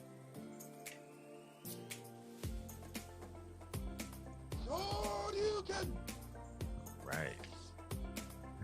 Another 3 revivers just in a different positions. The exact same as they were before. So we're gonna get the same exact result. It's actually pretty funny. It was like, yeah, let's have 2 rounds with the exact same champion. Just wait. Oh, here, wait for it. It's gonna be the difference. They're gonna be in a different order. Yeah. That doesn't make sense whatsoever. But hey, if someone thought it was a good idea, I'm okay. It's better than having those crazy waves. Right here, for sure.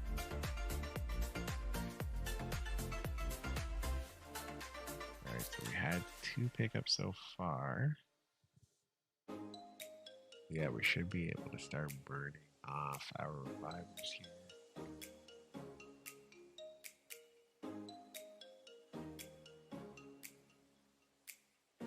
Alright, perfect.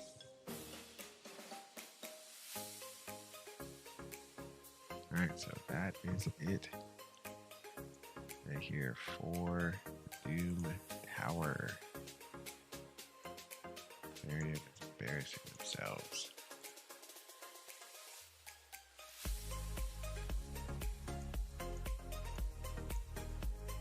Okay.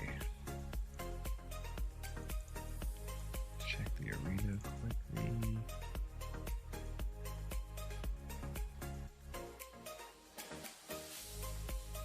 Not inclined right now.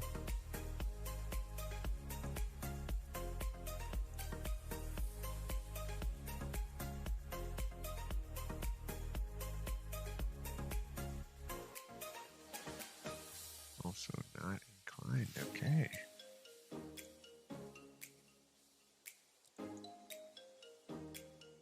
Drop fever, stun sets. Could always use more stun sets, that's for sure. Alright, let's pop into We got 3 left. So we got Lizardmen, which we should beat. Undead Hordes, which are going to need Vlad, Midnight Horn 4. But we're going to wait until the next event after the 24th to get him.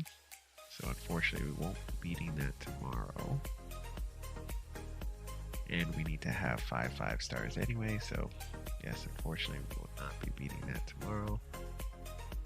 And then we beat Night Revenant already. That was a ridiculously hard stage. Never going in there again. Here, but we do need to beat Night Revenant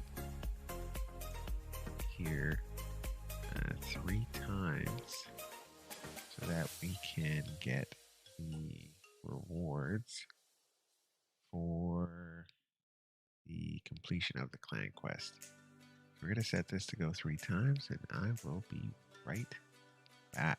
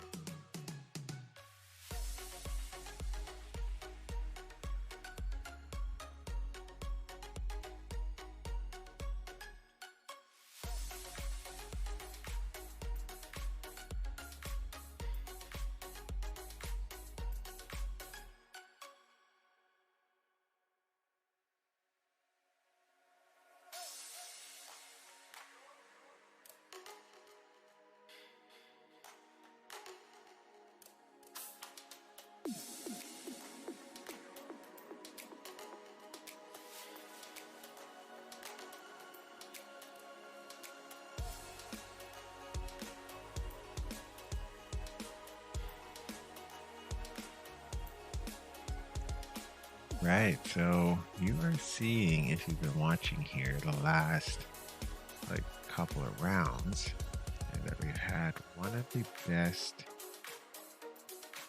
Veilers in the game here in Hydra. So not only she can provide a lot of healing, but she's got that two, is it a 2 or 3 turn? 2 turn. Looks like a 2 turn. Yeah, so 2 turn Veil here, which is insane.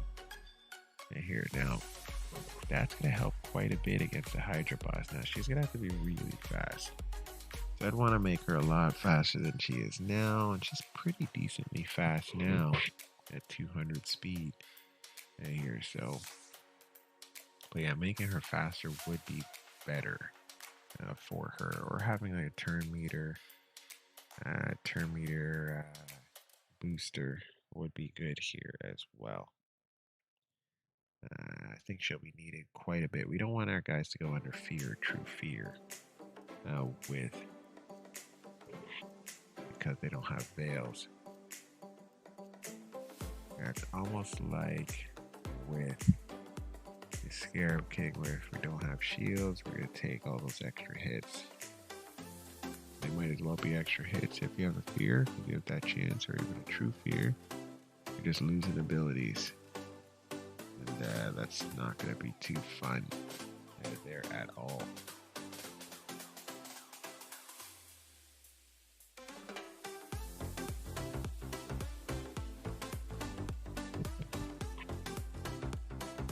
Yeah, it looks like single target nukers and cleansers and block buffs guys are going to be the way to go with the boss. Now this is not the team that I used for stage 21. Here we did use just a couple days ago. If you really can see it, either go back and watch it. And here we did use. It was Faceless instead of Misgraded Monster. Or was it Faceless instead of... It was either Misgraded Monster or Burst Off the Grim. I believe it was Misgraded Monster we took out. There's no way we're taking out Mother Sabosh. Way too good here in this particular level. Yeah, so we don't make short work of these guys, but we definitely put work in to put these guys in the ground. And here, it's not like we're in too much trouble here.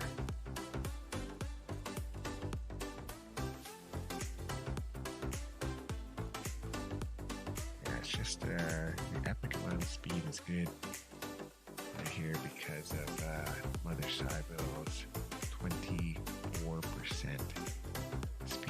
speed boost in all battles, and then yeah, I kind of can't go wrong. Yeah, this is the third and final one here for Knights of Revenue, and we'll get our clan quest complete.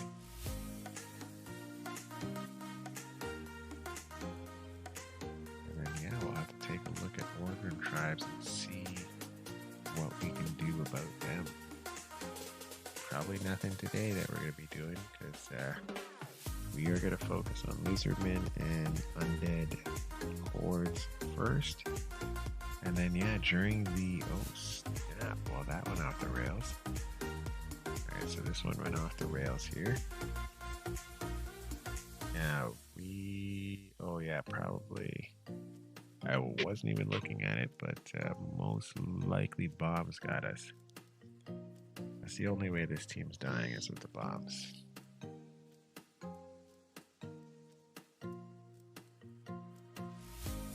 Okay, let's not prolong this any longer than we have to here.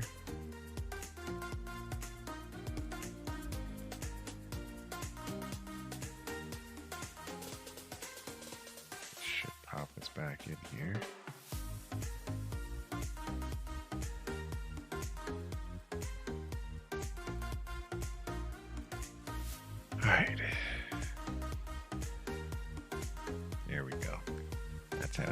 go. Now we just burn down the War Mothers. Make sure we don't take too much damage from the Seers. Should be fine here. Or maybe not. This is not going the way that we expected. There we go. That's better. No, they're not crazy nukers here, so it's all about control with this particular team. And then making sure we don't take too much damage from Seer when she does her abilities. Like there.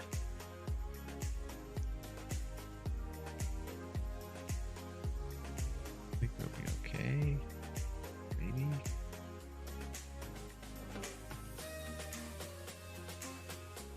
Okay, good. They're wiped out by Doom Priest. Ooh.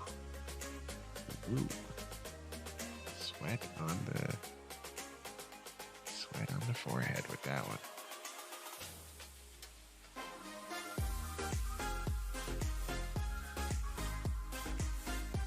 Yeah, pretty much everyone here that you see, with the exception of Raptor Drath,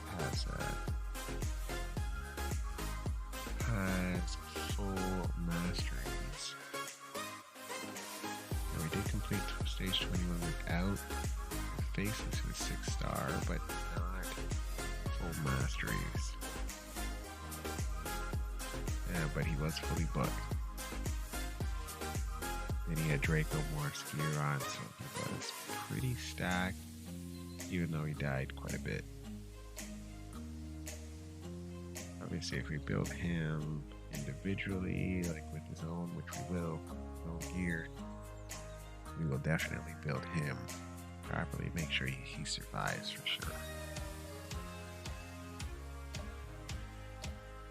Good amount of health, really good attack, crit rate, crit damage, of course, and at least 2,500 defense at the very least. Worst case, I would say like 23. That's gonna take some epic gear on him, but he doesn't need. I guess you could build him with some resistance rather than accuracy, because he doesn't need the accuracy.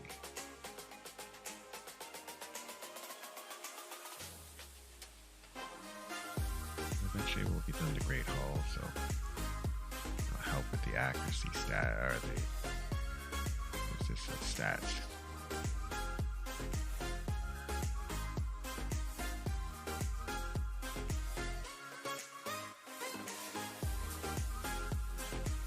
Now, when you're done this, we're going to try the plan boss, and we're going to try putting on some more defense and under Priest Ragni.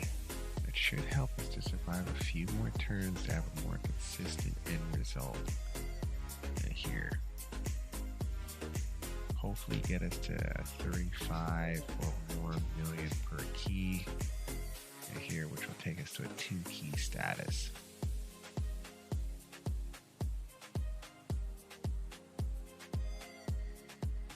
Hopefully.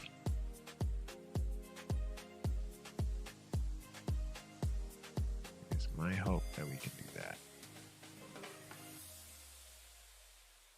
Yeah, if we can do that, then we're in great shape. Problem with the way we have it tuned is that under Priest Bragni loses his increased defense here when the stun is being targeted. It doesn't help. It takes a stun all the time. Which I wish was going on to Iron Bragni, to tell you the truth. I have to play with the health a little bit.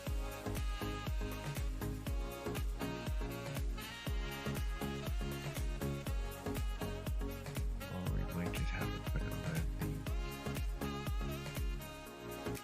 the health mastery from the accuracy tree.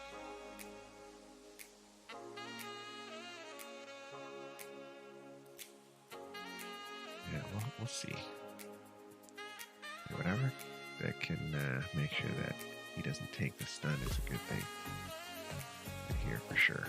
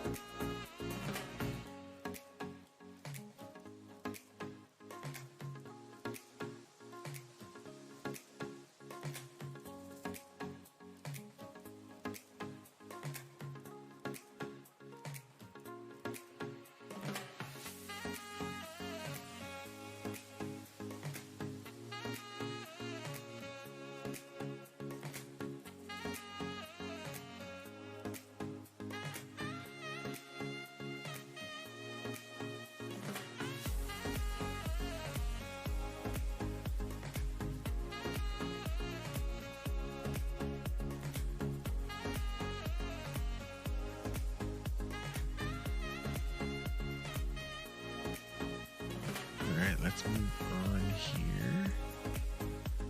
Let's actually, before we do, hold on. Alright, let's actually get in here. Let's change up under priest. Grogny here. I know exactly which one I'm going to be putting on. So it's a crit rate glove. And it has a defensive percentage on it.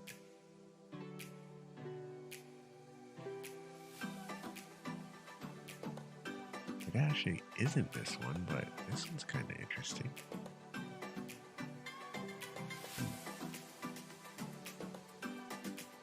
But no, it actually isn't this particular glove. But it is rather interesting. Just checking if any of these other gloves have a significant amount of defense on them. This one does. No crit rate though. Gain a little bit of accuracy. Yeah, 200 plus defense is helpful. Right here, but the one I was actually looking for now, here's where we get our conundrum here. Let's see. Let's try that on real quick. And if we get a speed boot right here,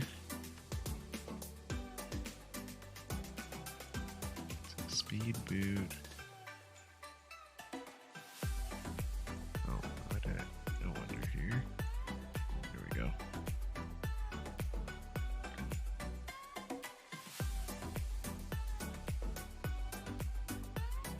Speed boot with some attack, and that'll give me a bunch more defense. Too bad there's no...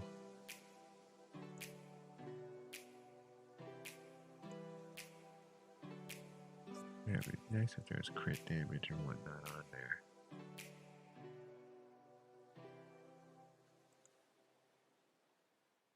Alright, so we're not going to do that one.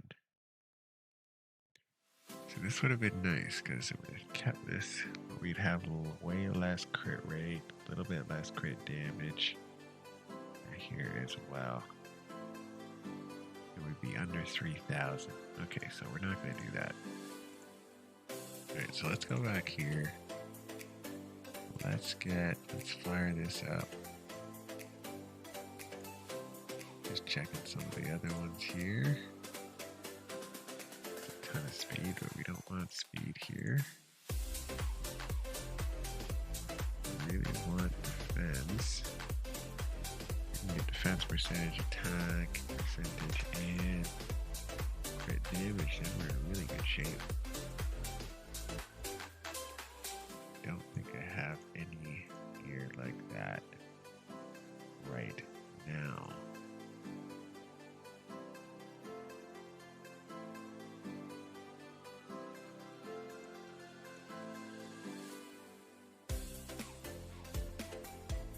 See, something like this, really nice. Too bad that's not a 6-star. actually a pretty decent piece here.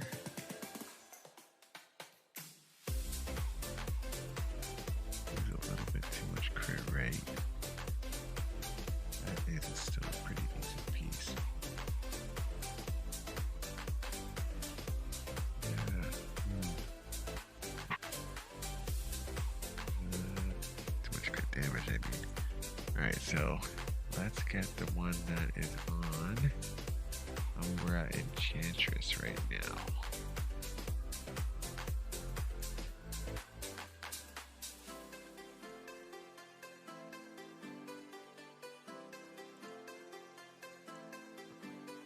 This one makes sense. No.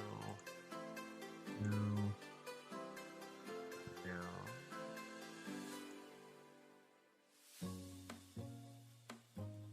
No. Alright, so Umbra Enchantress is probably the best of all worlds here. I don't see anything different. Alright, so we're going to try this one. We know that this is one that we can put back on if we need to get everything back to where it was before. But let's try that on. So we're almost 2,500 defense. Still around that 3,100 mark. So I mean, it's not much more terrible. We do lose 5, 6 crit damage. So unfortunate here, but kind of is what it is. And then we could look at doing a speed boot from,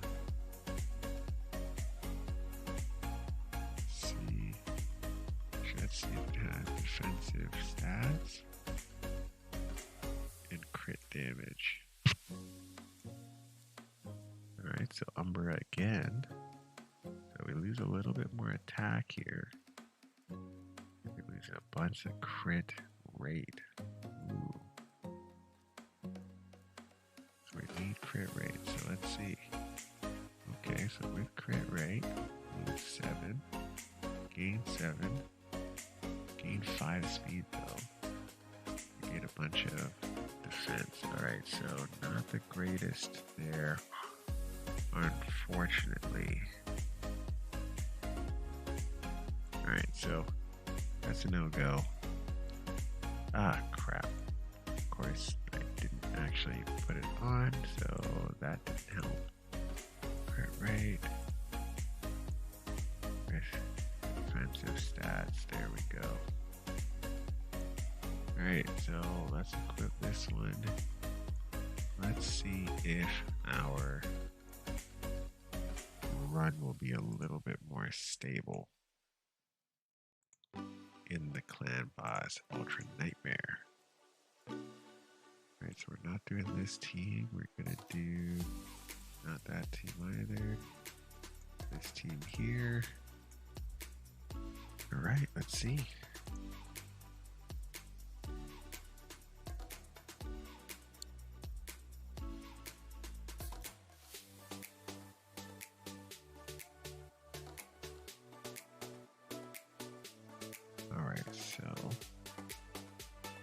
It's all about taking less damage mitigation.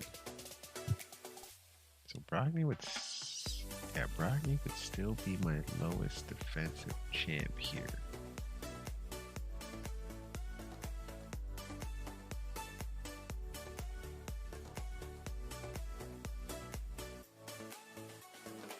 Still hitting relatively hard.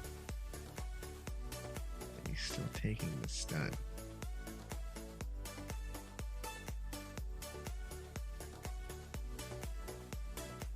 I guess because he has the lowest defense. If we could get his defense over Draco Morris, then Draco would take the stun. But yeah, that means Draco would die really quickly.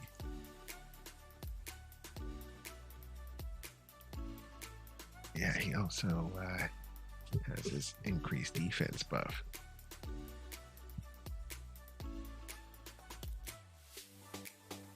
Might actually be beneficial here for Draco to take the stun. Considering that he has like a pretty low health, I don't really want that to happen. Now we are doing we're doing a little bit less than 100 million a key. Turn, I should say. Yeah, we are. So that's unfortunate. We're doing a little bit less damage. Not much, but a little bit less, yes. It would be nice. Okay, we're catching back up here. It just took us a little while to round into form here.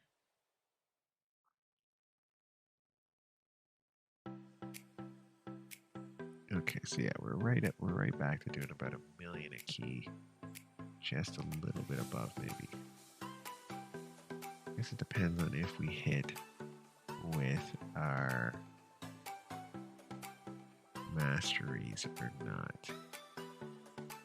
Yeah, whether it be Giant Slayer or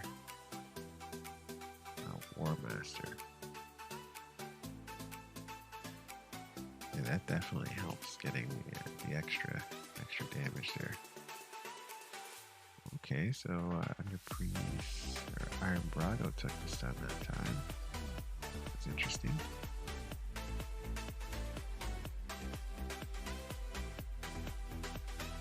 Actually, better if Iron Brago takes it.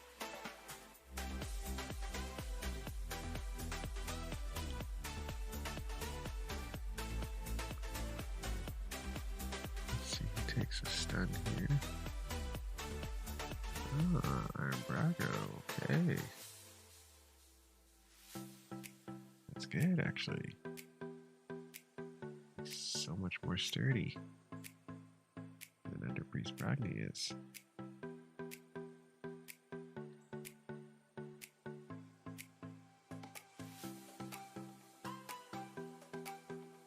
Let's see here if he takes a stun again.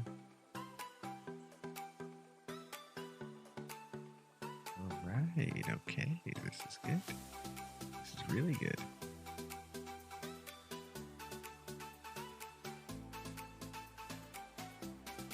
This is really good. This is working out well. And this would be great if we can get this to a 2 key.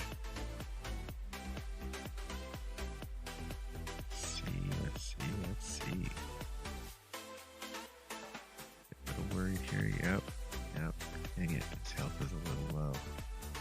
Didn't like that. Come on. Jack your health back up, man. Health back up.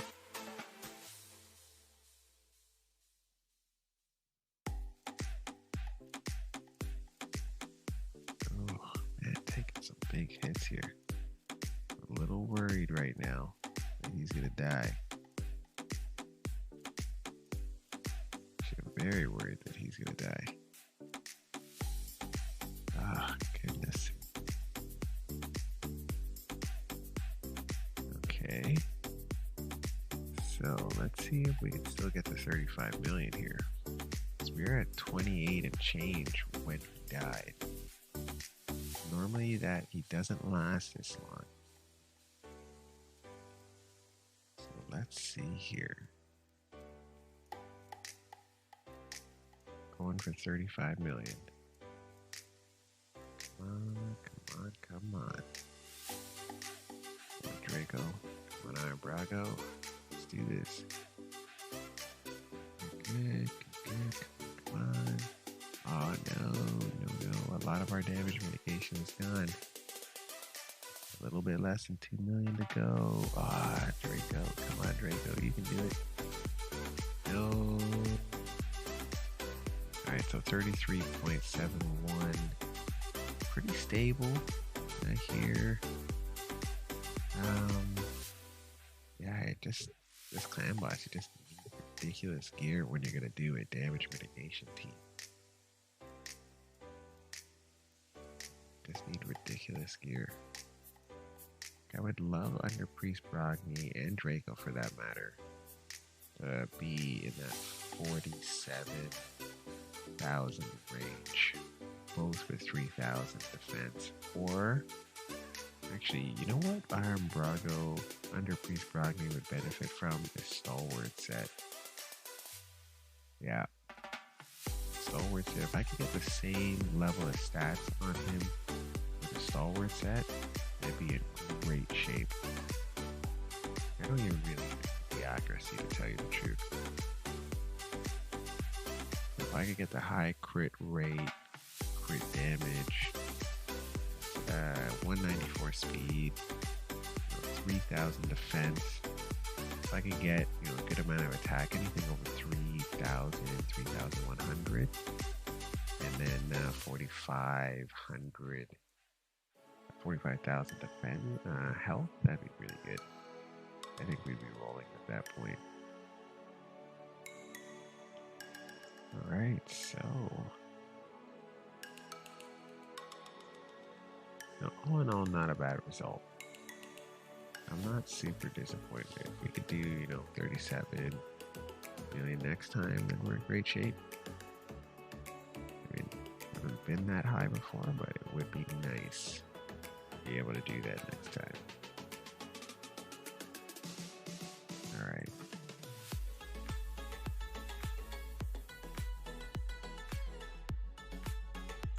Yeah, I think that is about it for this particular stream. Thank you all for watching. I do appreciate you guys greatly here. Hey, help me get to 1,000 subscribers on YouTube here so we can monetize the channel and I can bring you even more and better content here on our side. Feel free if you want to just chip in some dollars. I'm okay with that too. And yeah, I guess we will be back either later tonight here or tomorrow. And yeah, we will chat. Actually, you know what? We don't need to chat then. We still have one more thing to do, and that's Orgrim Tribes here. Alright, so Orgrim Tribes, where are we? So we finished up to 18, 3-star. 19 is pretty much impossible to here. We don't have enough birds. So basically my strategy right now is one of two things. So get Shatterbones in here, and that's for his turn meter control. So attacks all enemies 3 times with a 50% chance, booked up to 75% to decrease turn meter by 30%. That's a 90%. If he hits all of them, turn meter reduction. That's huge. Places a 15% decrease speed debuff on all enemies for 2 turns. Fills the turn meter of all percent. That's also huge. Every 5 turns though. So very likely that we're going to be building out Shatterbones here, and then hopefully we can get him to hit hard. Increase ally accuracy in arena battles. Okay, so that doesn't help us at all. I guess the next person we could look at bringing in, I hear Grush the Mangler, I hear attacks one enemy with the leech. It's a placing 75% before attacking, so that's huge. And then attacks all enemies, he's got decreased attack, which is important. Or, and that's a 100% chance, a 25% decrease crit damage, which is just like having a damage reduction ability here. So that's yeah, that's important there. And that's a 4-turn cooldown. Oh yeah, it's not great, but it's okay. Continuous heal's really good here. So every 4 turns, you get 15% on all allies for 2 turns, and then 7.5% continuous heal on all allies for 1 turn. If at least one enemy is hit with critical, so you just gotta have crit rate on him, and now you'll be fine. Defensive base champion, and he would need accuracy to land his skill. So defense, speed, crit rate, crit damage. Here, accuracy, and then you gotta have health. And here, so now who would they replace in this setup? Possibly Bellower. Although I do like block active skills here, decrease speed, decrease attack, and decrease defense on the low versions of them, small versions of them. Now he's based on attack. What do we have on this guy currently? It might just be buffing this guy that's important. Yeah. So buffing this guy, just getting proper gear on him is actually going to be really important here. So we got proper gear on him. 2,500 defense, 3,000 attack, 200 or more speed, lots of crit rate and crit damage, and a boatload of accuracy. We'd be in good shape. Someone's gear who we could take off and put onto him. Not that I really want to do that, because I actually like Belor to be fully kitted all the time, considering his skills are actually pretty awesome. Right here. Yeah, he's got pretty much every debuff that you want someone to have. Yeah, he's got every debuff you want someone to have, including the decreased speed and increased speed in faction wars. Right here, so we'd want to keep him. So basically, we'd only want to have one of these two come in. We'd probably do Shatter both, to tell you the truth. Right here, because of his turn meter control. But who would we take out? I'd be likely to take out Gear Grinder, but he's our only revive. Here, we could take out Claude, but he's going to be doing shielding, and I like shielding. We could take out our counter attacker. You know what, this team might be good enough. It just might be gearing them. You know what, we just might have to gear them. Because yeah, he's not geared properly. He's a little bit too slow. Right here, so we need to speed him up. I think he's actually decently geared. Yeah, he's decently geared. Could use more health and more defense. He's got a ridiculous amount of resistance. Yeah, all of these guys just need to be re-geared. Well, these three, I should say. These two are actually pretty good in terms of the gear, but we could also use, we could do a re-gear on Maneater to have more accuracy.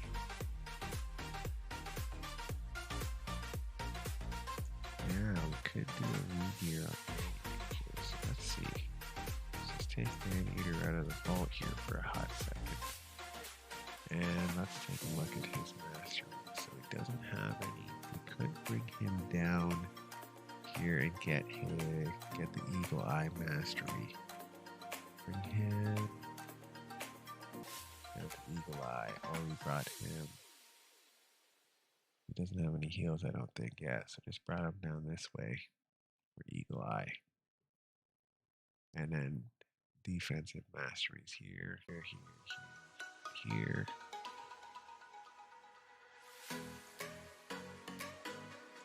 We might just do both sides. Yeah, where you go this way and then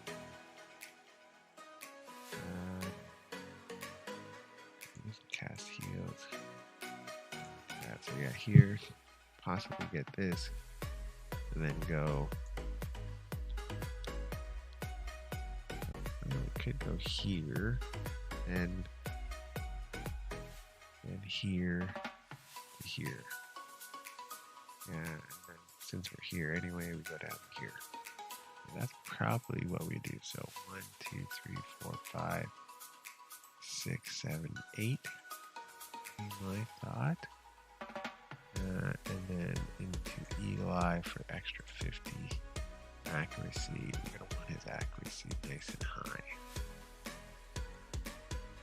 All his skills, basically, you can do decrease attack if attack's critical, and then fully depletes target's turn meter, fills his champion's turn meter equal to the amount the target loses, so that's important.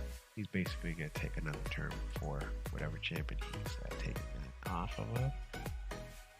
And then the block boss and unkillable. It's pretty nice there.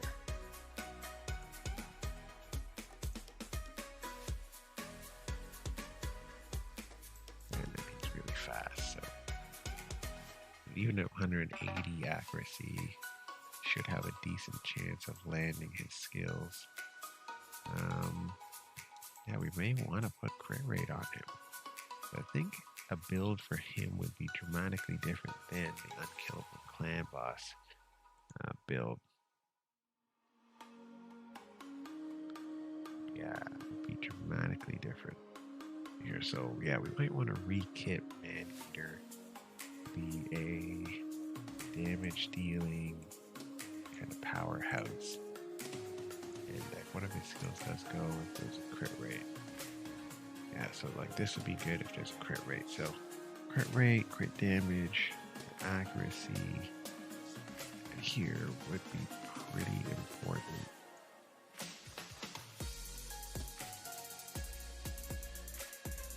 Yeah, just even putting crit rate gloves on him would give us a nice little chunk. Maybe just get no perception gear on him. Definitely give us a good chunk of accuracy.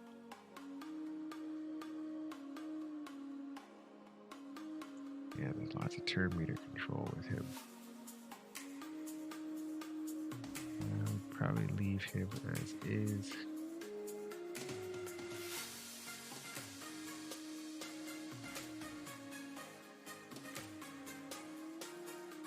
Protection, killable. He heals himself pretty much, so yeah, we'd be fine here on that end. And then he got lifesteal. Yeah, so basically it would come down to having to re-gear Bellower, get him to 6-star for sure, to get the accuracy banner on him. One of these has got to be an accuracy banner. There we go. Accuracy right there.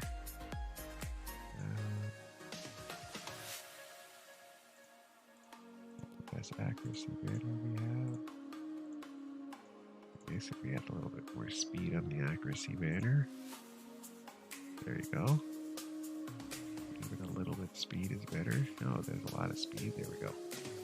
Let's always throw that one on him. Increase his speed to 180 something. Is that right? That'd be 87. Let's say 86 or 186. And here would be his speed at that point. So decently fast. And then we'd make sure we buff these. HP, speed.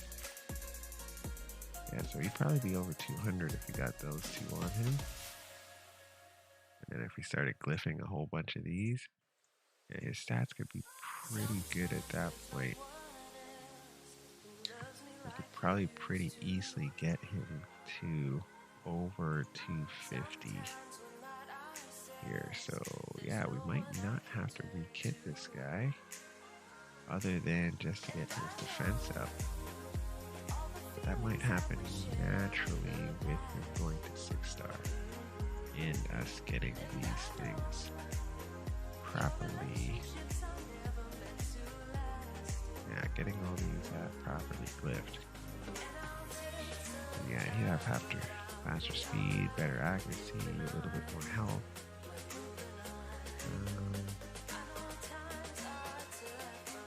Yeah.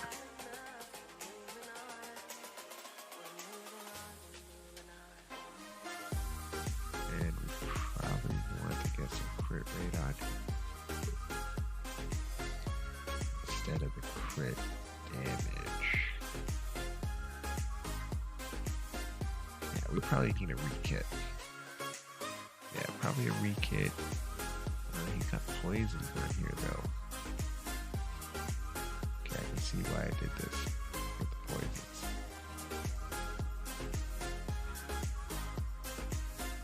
Yeah, it might just be better having the stats and the poison, so probably a re-kit here. Let's see if we can do this here.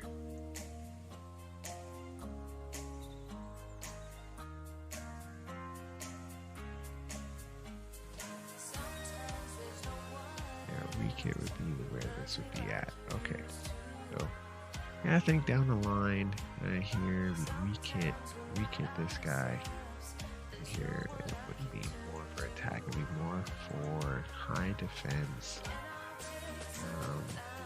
tons of speed, crit rate, crit damage, and accuracy, because we want to land a debuff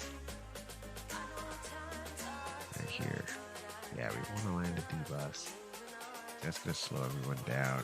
And then, yeah, we can bring in Shatter Bones most likely, or just leave who we have here and make sure we have Claude. Fire.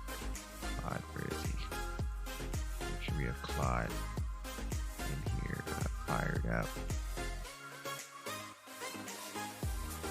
He's missing. No, he's missing 2 pieces of gear. Well, no wonder.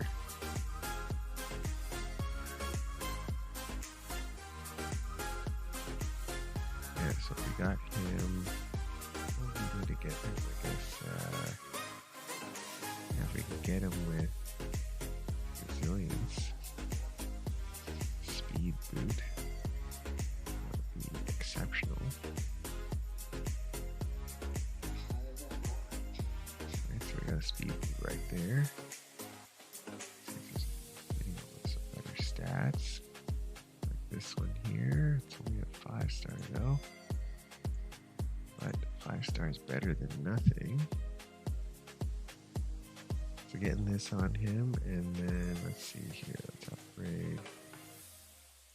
Let's upgrade this to at least 12.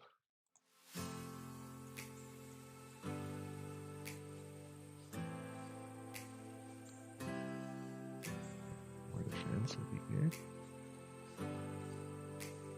More defense, more defense. Nice, that was a really nice speed boot. Yeah. Get some accuracy in there. Some attack. And let's see if we can get some defense. Extra, 444. Yep, okay.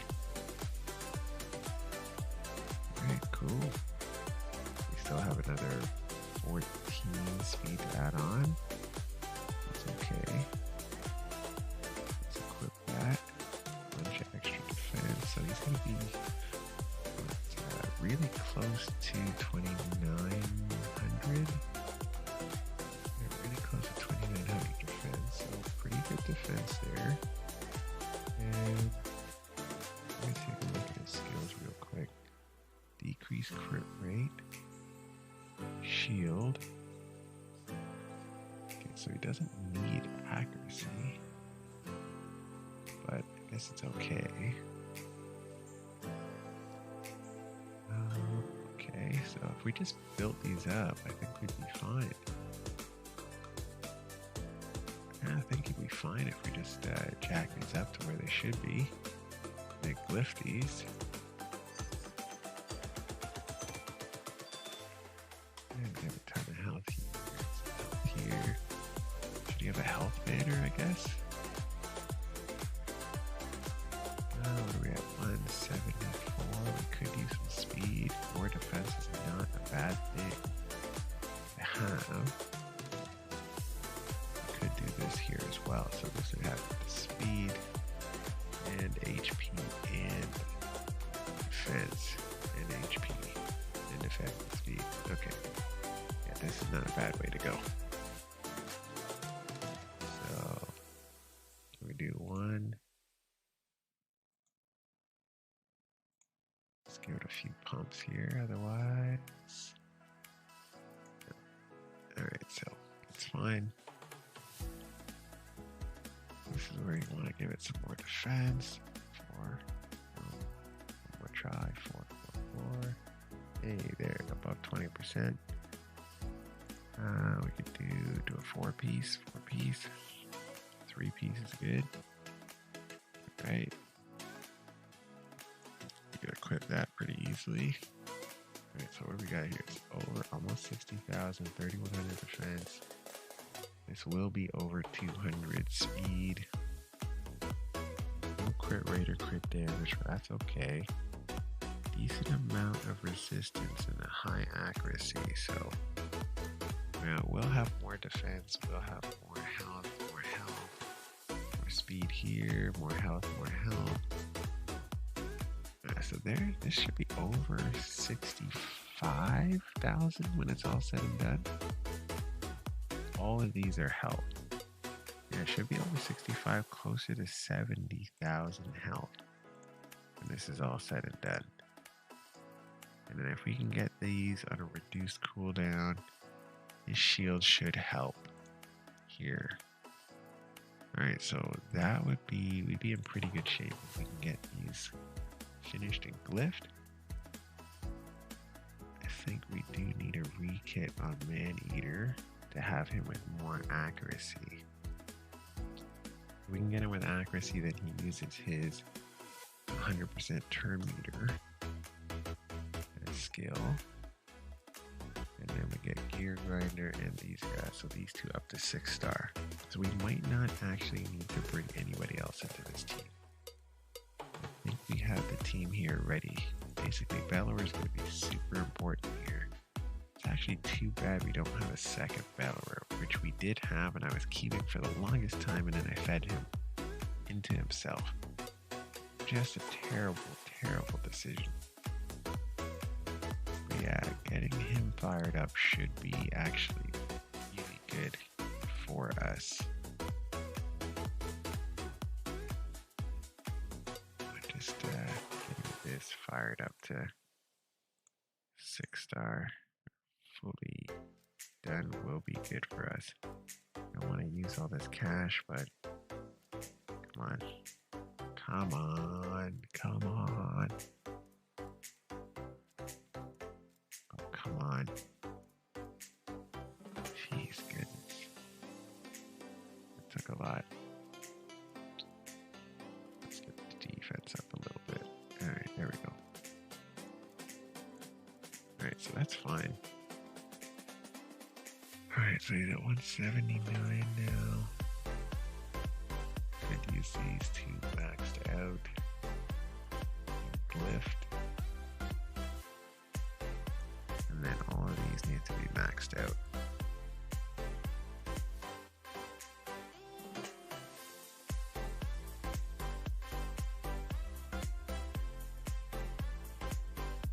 Yeah, getting more accuracy on him would probably be more important than having whatever we have here right now with the extra poisons.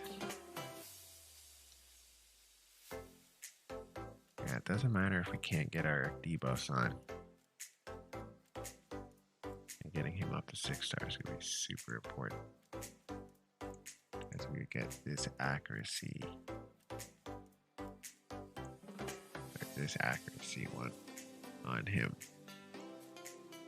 It would be nice if we could get this one, but this one will probably be better. More speed is better. So we might not actually have to re-gear him. Giving him the 6-star is going to be important. I hear it. Okay.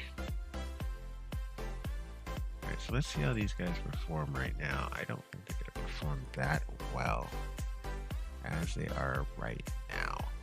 We're going to need them booked. We're going to probably need to re-gear Man-Eater. Tell you the God's honest truth here. We're going to need to make Bellower a lot faster.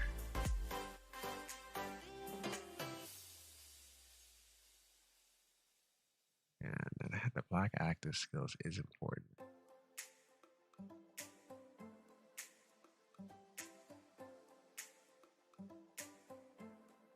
That's pretty nice.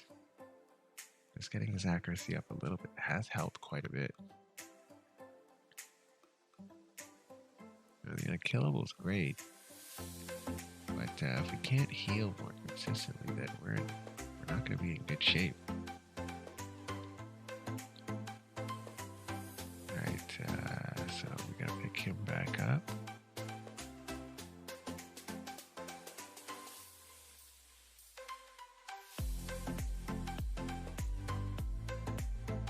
Is putting out a lot of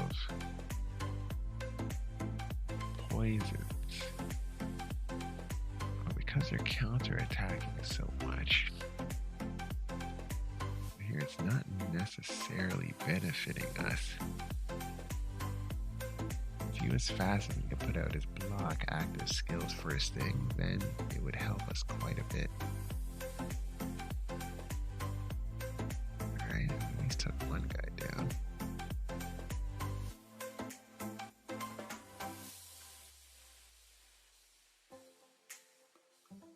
Let's see.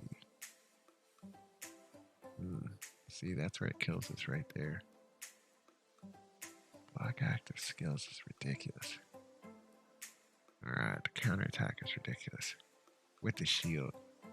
That's what really makes it so much worse. Man, I can't believe Gear Grinder is the best we have here for Revive. It's terrible. Alright, so definitely need to re-kit for sure. But basically, I gotta take him to 6-star first before I re-kit him. I gotta see what he's like in the current gear with 6 stars. And we'll probably need to master these guys. Ah, so much work to be done.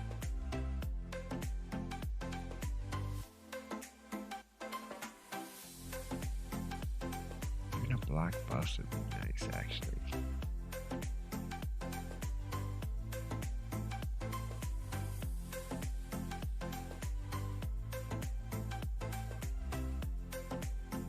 Second Bellower would be great in here. Okay. Well, so much for that. Yeah, we'll work on that and we'll keep going. Thank you so much for watching this video. I appreciate you all. It's been roughly about 3 hours. You guys have a fantastic day. We're going to keep working on the Orgrim tribes. Kind of got path forward here, and yeah, it might be a re-kit for Maneater here coming down the line to get him some more accuracy. Alright guys, you have a fantastic day. We're going to see you again next time. Let's chat then.